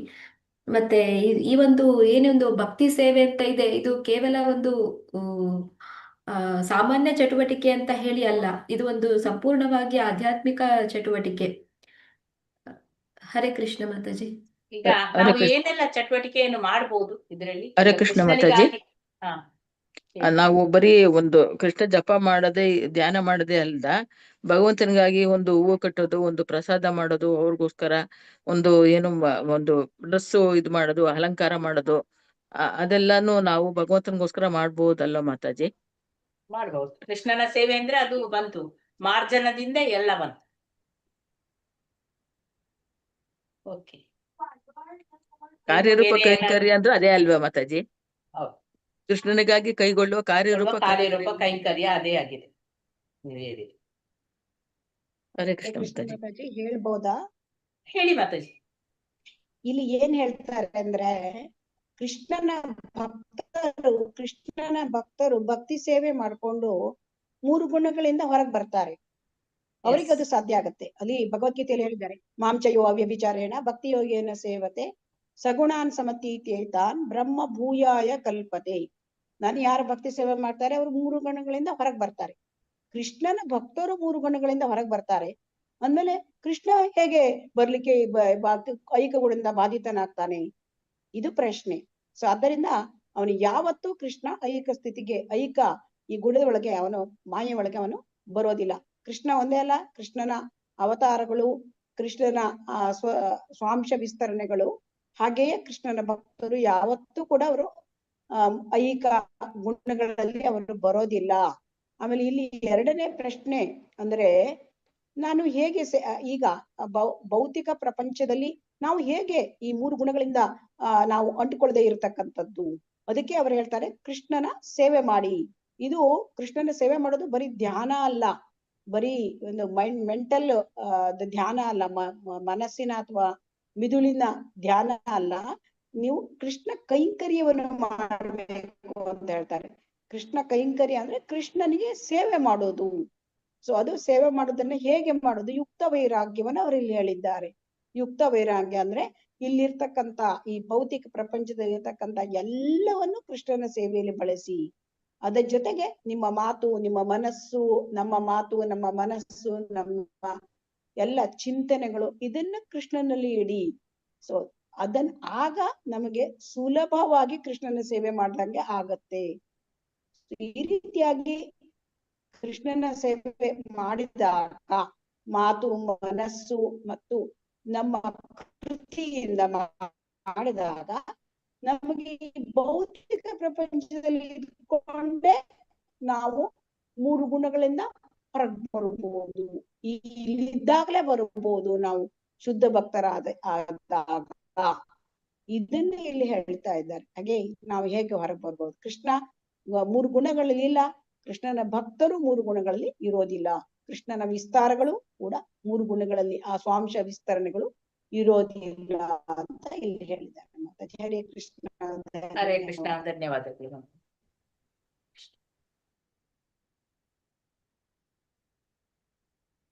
ಇಲ್ಲಿ ಚೈತನ್ಯ ಚರಿತ್ರಾಮೃತ, ನಮ್ಮ ಚೇತನಾತ್ಮ ಅಮರ, ಮತ್ತು ಆಧ್ಯಾತ್ಮಿಕ ಈ ಆಧ್ಯಾತ್ಮಿಕ ಪ್ರಪಂಚ ಇದೆ ಇಲ್ಲಿ ಮಾತಾಜಿ. ಆ ಏನ್ ಮಾತಾಜಿ? ಇಲ್ಲಿ ಹಿಂದಿನ ಪ್ಯಾರಾದಲ್ಲಿ ಒಂದು ಪ್ರಶ್ನೆ ಉಂಟು ಮಾತಾಜಿ. ಹೇಳಿ ಮಾತಾಜಿ. ಅಲ್ಲಿ ಹಿಂದಿನ ಪ್ಯಾರ ತೋರಿಸಿ ಮಾತಾಜಿ. ಓಕೆ ಓಕೆ, ಸ್ವಲ್ಪ ಕೆಳಗೆ ಮಾಡಿ, ಇದು ಮೇಲಿನ ಪ್ಯಾರ ತೋರಿಸಿ. ಅದರಲ್ಲಿ ಏನ್ ಹೇಳಿದ್ದಾರೆ, ಕೃಷ್ಣನಿಗಾಗಿ ಎಲ್ಲವನ್ನು ನೀವು ಉಪಯೋಗಿಸಬಹುದು, ಟೈಪ್ ರೈಟರು, ವಾಹನಗಳು, ವಿಮಾನಗಳು, ಇದೇ ಅರ್ಥ ಆಗತ್ತೆ ರಾಕೆಟ್ಗಳು ಅಂತ. ಇಲ್ಲಿ ರಾಕೆಟ್ಗಳು ಮತ್ತೆ ಬಾಂಬುಗಳು ಅಂತ ಹೇಳಿದ್ದಾರೆ. ಈ ಬಾಂಬುಗಳನ್ನ ಕೃಷ್ಣನ ಸೇವೆಗಾಗಿ ಹೇಗೆ ಬಳಸೋದು ಅಂತ ಪ್ರಶ್ನೆ ಆಗಿದೆ ಅಲ್ವಾ ಮಾತಾಜಿ? ನಿಜವಾಗಿ ಹೌದು ಮಾತಾಜಿ, ಬಾಂಬುಗಳನ್ನು ಮೊದಲಾಗಿ ಕೊಟ್ಟಿದ್ದಾರೆ. ಅಂದ್ರೆ ನಾನು ಓದುವಾಗ ಹಾಗೆ ಎನಿಸಿದೆ, ಬಾಂಬುಗಳು ಯಾಕೆ ಬಂತು ಅಂತೇಳಿ. ಈಗ ಟೈಪ್ ರೈಟರ್ಗಳು ಉಪಯೋಗ ಆಗ್ತದೆ, ವಾಹನಗಳು ಬರ್ತದೆ. ಬಾಂಬ್ಗಳು ಒಳ್ಳೇದಕ್ಕೆ ಯೂಸ್ ಮಾಡ್ಬೋದಲ್ಲ ಮಾತಾಜಿ? ಈಗ ಭೂಮಿನ ಕೊರಿತಾರೆ, ಭೂಮಿನೆಲ್ಲ ಕೊರಿತಾರಲ್ವಾ ಇದಕ್ಕೆ ದಾರಿ ಮಾಡಕ್ಕೆ, ಅವಾಗ ಬಾಂಬ್ ಇದು ಕಲ್ಲು ಬಂಡೆಗಳನ್ನೆಲ್ಲ ಕಲ್ಲು ಬಂಡೆ ಹೊಡಿಬೇಕಾದ್ರೆ ಬಾಂಬ್ ಹಾಕ್ತಾರೆ ಸಣ್ಣ ಸಣ್ಣದು ಅಲ್ವಾ? ಹೊಡಿಯೋದು ಅಂತ ಅದಕ್ಕೆಲ್ಲ ಅದು ಕನೆಕ್ಟ್ ಮಾಡ್ತಾ ಇದ್ದಾರೆ. ಡೈನಮೈಟ್ಗಳು ಮಾತಾಜಿ, ಡೈನಮೈಟ್ಗಳು ಕೃಷ್ಣನ ಸೇವೆಯಲ್ಲಿ ಹೇಗೆ ಬಳಸುವುದು, ಇದನ್ನ ನನಗೆ ಪ್ರಶ್ನೆ ಆಗಿದೆ. ಅದನ್ನ ಕೃಷ್ಣನ ಸೇವೆ, ಇದನ್ನ ನಾವು ಸಾಮಾಜಿಕವಾಗಿ ಉಪಯೋಗಿಸ್ತೇವೆ. ಕೃಷ್ಣನ ಅಂದ್ರೆ ಇಲ್ಲಿ ಇಲ್ಲೆಲ್ಲ ರೈಲ್ವೆ ಟನಲ್ಸ್ ಗಿನಲ್ಸ್ ಎಲ್ಲ ಮಾಡ್ಲಿಕ್ಕೆ ಉಪಯೋಗಿಸಬಹುದು. ಇಂಪ್ರೂವ್ಮೆಂಟ್ಸ್ ಮಾಡ್ತಾ ಇದ್ದಾರೆ. ಭಕ್ತಿ ಕಾರ್ಯಕ್ಕೆ ಯೂಸ್ ಮಾಡ್ಬೋದಲ್ಲ ಮಾತಾಜಿ? ಆ ಕಾರ್ಯಕ್ಕೆ, ಆ ಒಂದು ರೋಡ್ ಮಾಡಿದಾಗ ಭಕ್ತಿ ಕಾರ್ಯಕ್ಕೆ ಇದಾಗ್ಬೋದು, ಆ ತರನು ಇರ್ಬೋದಲ್ಲ ಮಾತಾಜಿ? ಇಂಪ್ರೂವ್ಮೆಂಟ್ಸ್ ಭೌತಿಕವಾಗಿ ಮಾಡಿದಾಗನು ಕೆಲವೊಂದು ನಮ್ಗೆ ಭಕ್ತಿ ಕಾರ್ಯಕ್ಕೆ ಅನುಕೂಲವೇ ಆಗ್ತಾ ಇರುತ್ತೆ ಅಲ್ವಾ? ಅಲ್ಲ ಮಾತಾಜಿ, ಡೈನಮೈಟ್ಸ್ ಬೇರೆ, ಬಾಂಬ್ಗಳು ಬೇರೆ. ಬಾಂಬ್ಗಳು ಅಂತಂದ್ರೆ ಇದು ದೊಡ್ಡ ಮಟ್ಟದಲ್ಲಿ ವಿನಾಶಕಾರಿ ಅವೆಲ್ಲ. ದೇಶ ರಕ್ಷಣೆಗೆ ಬೇಕಲ್ವಾ? ಮಾಡಿದಾಗ ದೇಶ ರಕ್ಷಣೆ ಹೋಗ್ಬಾರ್ದು ಮಾತಾಜಿ. ಟ್ರಾನ್ಸ್ಲೇಷನ್ ಅಲ್ಲಿ ಸ್ವಲ್ಪ ಇದಾಗಿರುತ್ತೆ, ಸಣ್ಣ ಸಣ್ಣ ಯೂಸ್ ಮಾಡ್ತಾರಲ್ಲ, ಅದನ್ನ ತಗೊಳ್ಬೇಕು. ಎಲ್ಲರಲ್ಲೂ ಒಂದು ತಪ್ಪುಗಳನ್ನ ಕಂಡು ಹಿಡಿತಾ ಹೋಗ್ಬಿಟ್ರೆ ಒಂದೊಂದು ವರ್ಡ್ಗೂ ಮೀನಿಂಗು ಟ್ರಾನ್ಸ್ಲೇಷನ್ ಮಾಡಿದ ಮೇಲೆ ಹೋಗ್ತದೆ. ಅಲ್ಲ ಬಾಂಬು ಇದು ಅಂತ ಹೇಳಲ್ಲ. ಅಂದ್ರೆ ಕ್ವಶನ್ ನಂಗೆ ಇದು ಅರ್ಥ ಆಗ್ಲಿಲ್ಲ, ಈ ಬಾಂಬ್ಗಳಿಂದ ಹೇಗೆ? ಅಲ್ಲ ನಿಮ್ಗಲ್ಲ ಮಾತಾಡಿ, ಹಾಗೆಲ್ಲ ಅಲ್ಲ. ಇದಂತಲ್ಲ, ಸಣ್ಣ ಸಣ್ಣದು ಟ್ರಾನ್ಸ್ಲೇಷನ್ ಅಲ್ಲಿ ತಪ್ಪುಗಳಾಗಿದೆ ಮಾತಾಡಿ, ಸುಮಾರು ಕಡೆ ಆಗಿದೆ. ಅದು ಇಂಗ್ಲಿಷ್ ಬುಕ್ಕಿಗೆ ನೋಡ್ಬೇಕು ಮಾತಾಜಿ, ನಾಳೆ ನೋಡಿ ಹೇಳೋಣ ಮಾತಾಜಿ. ಯಾರತ್ರ ಇಂಗ್ಲಿಷ್ ಅಲ್ಲ, ನಿಜವಾದ ಇದು ತಪ್ಪನ್ನು ಕಂಡುಹಿಡಿಲಿಕ್ಕೆ ಕೇಳಿದ್ದಲ್ಲ, ಆದರೆ ಇದು ಟ್ರಾನ್ಸ್ಲೇಷನ್ ಏನಾದ್ರೂ ತಪ್ಪಾಗಿರ್ಬೋದಾ ಅಂತೇಳಿ ನೋಡೋಣ ಅಂತೇಳಿ ಅಷ್ಟೇ. ಅಂದ್ರೆ ಇಲ್ಲಿ ಪ್ರಮೇಯ ಇಲ್ಲ ಅದು ಅಂತ ಬಂದಿದೆ ಅಂದ್ರೆ ಏನು ತಪ್ಪಾಗಿರ್ಬೇಕು ಟ್ರಾನ್ಸ್ಲೇಷನ್ ಅಲ್ಲಿ ಅಂತಷ್ಟೇ. ಅಷ್ಟೇ. ನಂಗೂ ಓದುವಾಗ ಅನಿಸಿತ್ತು ಇದು ಯಾಕೆ ಬಾಂಬ್ ಬಂತು ಅಂತ ಹೇಳಿ, ಆದ್ರೆ ಗೊತ್ತಾಗ್ಲಿಲ್ಲ. ಓಕೆ, ಹೇಳಿ. ನಾಳೆ ಯಾರು ಇಂಗ್ಲಿಷ್ ಬುಕ್ ಇದೆ ಯಾರತ್ರ ಆದ್ರೂ ಇದ್ರೆ ನೋಡೋಣ. ನನ್ನ ಹತ್ರ ಇದೆ ಮಾತಾಜಿ, ಇಂಗ್ಲಿಷ್ ಬುಕ್ ಇದೆ. ಹಾಗಾದ್ರೆ ನಾಳೆ ನೋಡಿ ಮಾತಾಜಿ. ಈಗ ನೀವು ನೋಡ್ಬೇಕು, ನೋಡ್ಬೇಕು. ಹೌದು, ಅದೊಂದು ಡೌಟೇ ಬರ್ತದೆ. ಓಕೆ, ಈಗ ನೆಕ್ಸ್ಟ್ ಪ್ಯಾರಾ. ಟೈಮ್ ಇದೆ ಅಲ್ಲ ಮಾತಾಜಿ? 3 ನಿಮಿಷ ಇರೋದು. ದೊಡ್ಡ ಇದೊಂದು ಪ್ಯಾರಾ ಓದೋಣ, ಆಗ ಮತ್ತೆ ನಾಳೆಗೆ ನಮ್ಗೆ ಮತ್ತೆ ಒಂದು ಪೇಜ್ ಉಂಟು. ಓಕೆ. ಚೈತನ್ಯ ಚರಿತಾಮೃತ ನಮ್ಮ ಚೇತನಾತ್ಮ ಅಮರ ಮತ್ತು ಈ ಆಧ್ಯಾತ್ಮಿಕ ಪ್ರಪಂಚದ ನಮ್ಮೆಲ್ಲ ಚಟುವಟಿಕೆಗಳು ಕೂಡ ಅಮರ ಎಂದು ಬೋಧಿಸ್ತದೆ. ಪರಸ್ಪರ ಎನ್ನುವುದು ನಿರಾಕಾರ ಮತ್ತು ರೂಪರಹಿತ ಎನ್ನುವ ಅಭಿಪ್ರಾಯವನ್ನು ಹೊಂದಿರುವ ಮಾಯವಾದಿಗಳು ಆತ್ಮ ಸಾಕ್ಷಾತ್ಕಾರ ಹೊಂದಿರುವವರು ಮಾತನಾಡಬೇಕಾದ ಅಗತ್ಯವಿಲ್ಲ ಎಂದು ಪ್ರತಿಪಾದಿಸುತ್ತಾರೆ. ಆದರೆ ಕೃಷ್ಣನ ಭಕ್ತರಾದ ವೈಷ್ಣವರು ಒಬ್ಬನಿಗೆ ಆತ್ಮ ಸಾಕ್ಷಾತ್ಕಾರವಾದಾಗ ನಿಜವಾಗಲೂ ಮಾತನಾಡಲು ಪ್ರಾರಂಭಿಸುತ್ತಾನೆ ಎಂದು ಹೇಳುತ್ತಾರೆ. ಹಿಂದೆ ಎಲ್ಲ ನಾವು ಬರೀ ಅಸಂಬದ್ಧವಾದುದನ್ನೇ ಆಡುತ್ತಿದ್ದೆವು ಎನ್ನುವ ವೈಷ್ಣವರು ಈಗ ನಿಜವಾದ ಮಾತುಗಳನ್ನು ಆಡಲು ಪ್ರಾರಂಭಿಸೋಣ, ಕೃಷ್ಣನನ್ನು ಕುರಿತು ಮಾತನಾಡೋಣ ಎನ್ನುತ್ತಾರೆ. ಆತ್ಮ ಸಾಕ್ಷಾತ್ಕಾರ ಹೊಂದಿದ ಮನುಷ್ಯ ಮೌನವಾಗಿ ಇರುತ್ತಾನೆ ಎನ್ನುವ ತಮ್ಮ ಅಭಿಪ್ರಾಯವನ್ನು ಬೆಂಬಲಿಸುವಂತೆ ಮಾಯಾವಾದಿಗಳು ನೀರಿನ ಮಡಕೆಯ ಉದಾಹರಣೆಯನ್ನು ತುಂಬಾ ಅಕ್ಕರೆಯಿಂದ ಉಪಯೋಗಿಸುತ್ತಾರೆ. ಮಡಕೆಯೊಂದರಲ್ಲಿ ನೀರು ತುಂಬದೆ ನೀರು ತುಂಬದೆ ಖಾಲಿಯಾಗಿದ್ದಾಗ ಅದು ಸದ್ದು ಮಾಡುತ್ತದೆ ಎನ್ನುವುದನ್ನು ಪ್ರತಿಪಾದಿಸುತ್ತಾ, ಆದರೆ ನೀರು ತುಂಬಿದಾಗ ಅದು ಸದ್ದು ಮಾಡುವುದಿಲ್ಲ ಎನ್ನುತ್ತಾರೆ. ಹಾಗಾದರೆ ನಾವೇನು ನೀರಿನ ಮಡಕೆಗಳೇ? ಅದರೊಂದಿಗೆ ನಮ್ಮನ್ನು ತಾಳೆ ನೋಡುವುದು ಸರಿಯೇ? ಒಂದು ಉತ್ತಮ ಉದಾಹರಣೆ, ಎರಡು ವಸ್ತುಗಳೊಂದಿಗೆ ಸಾಧ್ಯವಾದಷ್ಟು ಏಕ ರೀತಿಯಲ್ಲಿ ಹೆಕ್ಕಿ ತೆಗೆಯಲು ಪ್ರಯತ್ನಿಸುತ್ತದೆ. ನೀರಿನ ಮಡಕೆ ಚಟುವಟಿಕೆಯ ಒಂದು ಜೀವಂತ ಶಕ್ತಿ ಅಲ್ಲ, ಆದರೆ ನಾವು ಆಗಿದ್ದೇವೆ. ಎಂದೆಂದಿಗೂ ಮೌನ ಧ್ಯಾನ ನೀರಿನ ಮಡಕೆಗೆ ಸಲ್ಲಬಹುದು, ಆದರೆ ನಮಗಲ್ಲ. ನಿಜವಾಗಲೂ ಭಕ್ತನಿಗೆ ಕೃಷ್ಣನ ಬಗ್ಗೆ ಎಷ್ಟೊಂದು ಹೇಳುವುದಿದೆ ಎನ್ನುವುದು ತಿಳಿದಾಗ ಅವನಿಗೆ ದಿನದ 24 ಗಂಟೆಗಳು ಕೂಡ ಸಾಲುವುದಿಲ್ಲ. ಇದು ಸರಿ. ಬರೀ ದಡ್ಡ ಮಾತ್ರ ಮೌನವಾಗಿ ಕುಳಿತಿದ್ರೆ ಬುದ್ಧಿವಂತನ ಹಾಗೆ ಕಾಣಿಸಬಹುದು, ಆದರೆ ಅವನು ಮೌನ ಮುರಿದಾಗ ಅವನ ಅಜ್ಞಾನ ಬಯಲಾಗ್ತದೆ. ಪರಮಾತ್ಮನನ್ನು ವೈಭವೀಕರಿಸುವಾಗ ಅಪೂರ್ವವಾದ ಅನೇಕ ವಿಷಯಗಳು ಗೋಚರವಾಗುತ್ತದೆ ಎನ್ನುವುದನ್ನು ಚೈತನ್ಯ ಚರಿತಾಮೃತ ತೋರಿಸ್ತದೆ. ಹರೇ ಕೃಷ್ಣ. ಯಾರು ಹೇಳ್ತೀರಿ? ಏನು ನಿಮ್ಗೆ ಅರ್ಥ ಆಯ್ತು?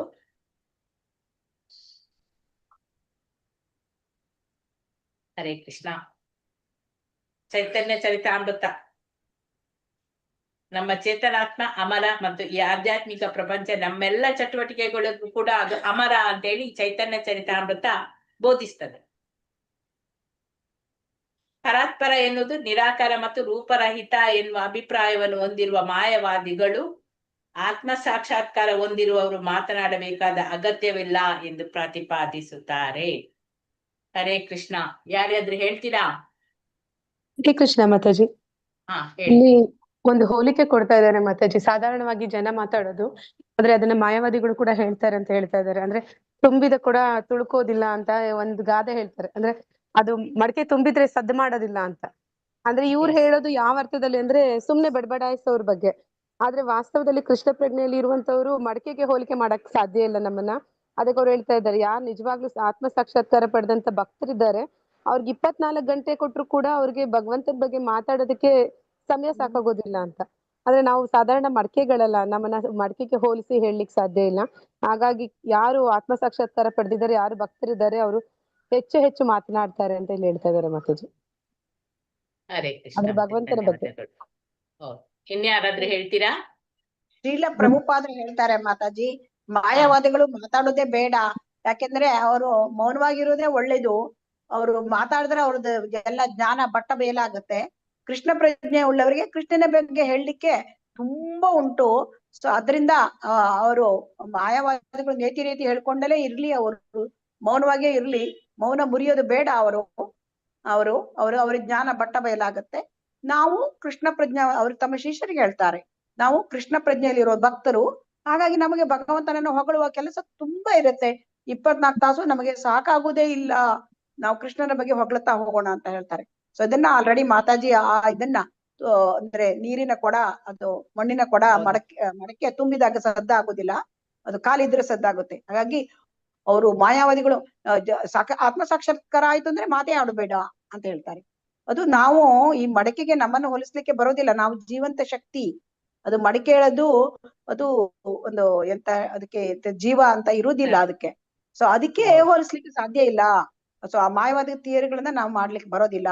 ನಾವು ಕೃಷ್ಣನನ್ನು ಹೊಗಳ್ತಾ ಹೋಗ್ಬೇಕು ಅಂತ ಶ್ರೀಲ ಪ್ರಭುಪಾದರು ಹೇಳ್ತಾರೆ. ದಡ್ಡ ಮಾತ್ರ ಸುಮ್ಮನೆ ಕುಳಿತಿದ್ರೆ ಬುದ್ಧಿವಂತನ ಹಾಗೆ ಕಾಣ್ತಾನೆ, ಆದ್ರೆ ಬಾಯಿ ಬಿಟ್ರೆ ಅವ್ನ್ದೆಲ್ಲ ಬಂಡವಾಳ ಗೊತ್ತಾಗತ್ತೆ. ಹಾಗೆ ಭಗವಂತನನ್ನು ವೈಭವೀಕರಿಸಿದಾಗ ನಮಗೆ ಅನೇಕ ವಿಷಯಗಳು ಗೊತ್ತಾಗುತ್ತೆ. ಹಾಗಾಗಿ ನಮಗೆ ಭಗವಂತನ ಬಗ್ಗೆ ಹೇಳಲಿಕ್ಕೆ ಟೈಮೇ ಸಾಕಾಗುದಿಲ್ಲ ಅಂತ ಹೇಳ್ತಾರೆ. ಪ್ರಚಾರ ಮಾಡ್ಲಿಕ್ಕೆ ಸಮಯವೇ ಸಾಕಾಗುದಿಲ್ಲ. 24 ತಾಸು ಕೊಟ್ಟು ಪ್ರಚಾರ ನಡೀತಾನೆ ಇರುತ್ತೆ. ಇದಕ್ಕೆ ನಮಗೆ ಉತ್ತಮ ಉದಾಹರಣೆ ನಮ್ಗೆ ಈಗ ಸಮಯನೇ ಸಿಗ್ತಾ ಇಲ್ಲ ಅಲ್ವಾ ಹರಿಕೃಷ್ಣ ಮಾತಾಜಿ? ಹೌದು, ನಮ್ಗೆ ಇಲ್ಲಿ ಸಮಯವೇ ಸಾಕಾಗುದಿಲ್ಲ, ಈಗ ಸಮಯವೇ ಸಾಕಾಗುದು. ಹರೇ ಕೃಷ್ಣ ಮಾತಾಜಿ, ಧನ್ಯವಾದ. ಹರೇ ಕೃಷ್ಣ. ಧನ್ಯವಾದಗಳು ಎಲ್ಲರಿಗೂ. ಧನ್ಯವಾದಗಳು. ಓದಿದವರಿಗೂ ಆ ಅರ್ಥವನ್ನು ಹೇಳಿದವರಿಗೂ ಎಲ್ಲರಿಗೂ ಕೂಡ ಧನ್ಯವಾದಗಳು ಮಾತಾಜಿ. ಹರೇ ಕೃಷ್ಣ. ಹೀಗೆ ಮಾಡೋಣವಾ? ಹೀಗೆ ಮಾಡೋಣವಾ? ನಿಮ್ಮ ಸಲಹೆಗಳನ್ನು ಕೇಳುತ್ತೆ. ಹೀಗೆ ಮಾಡೋಣವಾ? ಏನ್ ಮಾಡೋಣ? ಹೀಗೆ ಮಾಡೋಣ ಮಾತಾಜಿ. ಹೀಗೆ ಮಾಡೋಣ ಮಾತಾಜಿ, ತುಂಬಾ ಚೆನ್ನಾಗಿದೆ. ಮಾಡೋಣ, ಯಾಕಂದ್ರೆ ನಮ್ಗೆ ಅಲ್ಲಿ ಸ್ವಲ್ಪ ಆದ್ರೂ ತಲೆಗೆ ಹೋಗ್ತದೆ. ಮಾತಾಜಿ Clarity ಎಲ್ಲರಿಗೂ ಸಿಕ್ಕತ್ತೆ. ಮಾತಾಡೋದಿಕ್ಕೆ ಅವಕಾಶ ಸಿಗುತ್ತೆ ಮಾತಾಜಿ. ಅವಕಾಶ ಹೌದು. ಚೆನ್ನಾಗ್ ಕೂರುತ್ತೆ. ಬುದ್ಧಿ ಗೊತ್ತಾಗುತ್ತೆ, ಎಲ್ಲರ ಜ್ಞಾನ ಎಷ್ಟು ಒಟ್ಟಿಗೆ ಎಷ್ಟು ಆಗುತ್ತೆ. ಅರ್ಥ ಮಾಡ್ಕೊಂಡಿದೀವಿ ಅಂತ ಅರ್ಥ ಆಗುತ್ತೆ. ಅರ್ಥ ಎಲ್ಲರ ಆಗುತ್ತೆ. ಜ್ಞಾನನೂ Discussion ಕೂಡ ಮಾಡಿ. ತುಂಬಾ ಚೆನ್ನಾಗಿದೆ ಮಾತಾಜಿ. ಹೌದು ಹೌದು ಹೌದು. ಹೌದು. ಆಳವಾಗಿ ಹೋಗ್ಬೋದು. ಓಕೆ, ಹರೇ ಕೃಷ್ಣ. ಸ್ವಲ್ಪ ಆದ್ರೂ ನೆನಪಿಗೆ ಉಳಿತದೆ ಅಂತ ಹೇಳಿ ಅಷ್ಟೇ. ಹೌದು. ಹೌದು. ಹರೇ ಧನ್ಯವಾದಗಳು ಕೃಷ್ಣ. ಮಾತಾಜಿ. ಅಲ್ಲ ಹರೇ ಭಕ್ತರ ಕೃಷ್ಣ. ಸಂಘದ ಉಪಯೋಗ ಸಾಕಷ್ಟಾಗತ್ತೆ ಮಾತಾಜಿ. ಓಕೆ, ಧನ್ಯವಾದಗಳು ಮಾತಾಜಿ. ಧನ್ಯವಾದಗಳು. ಪ್ರಾರ್ಥನೆ ಮಾಡೋಣ. ಧನ್ಯವಾದಗಳು ವಾಂಚಾಕಲ್ಪತರು ಭಶ್ಚಾಕೃಪಾ ಧನ್ಯವಾದಗಳು ಸಿಂಧುಭ್ಯ ಏವ ಮಾತಾಜಿ. ಚಾಪತಿತಾನಂ ಪಾವನೇಭ್ಯೋ ವೈಷ್ಣವೇಭ್ಯೋ ನಮೋ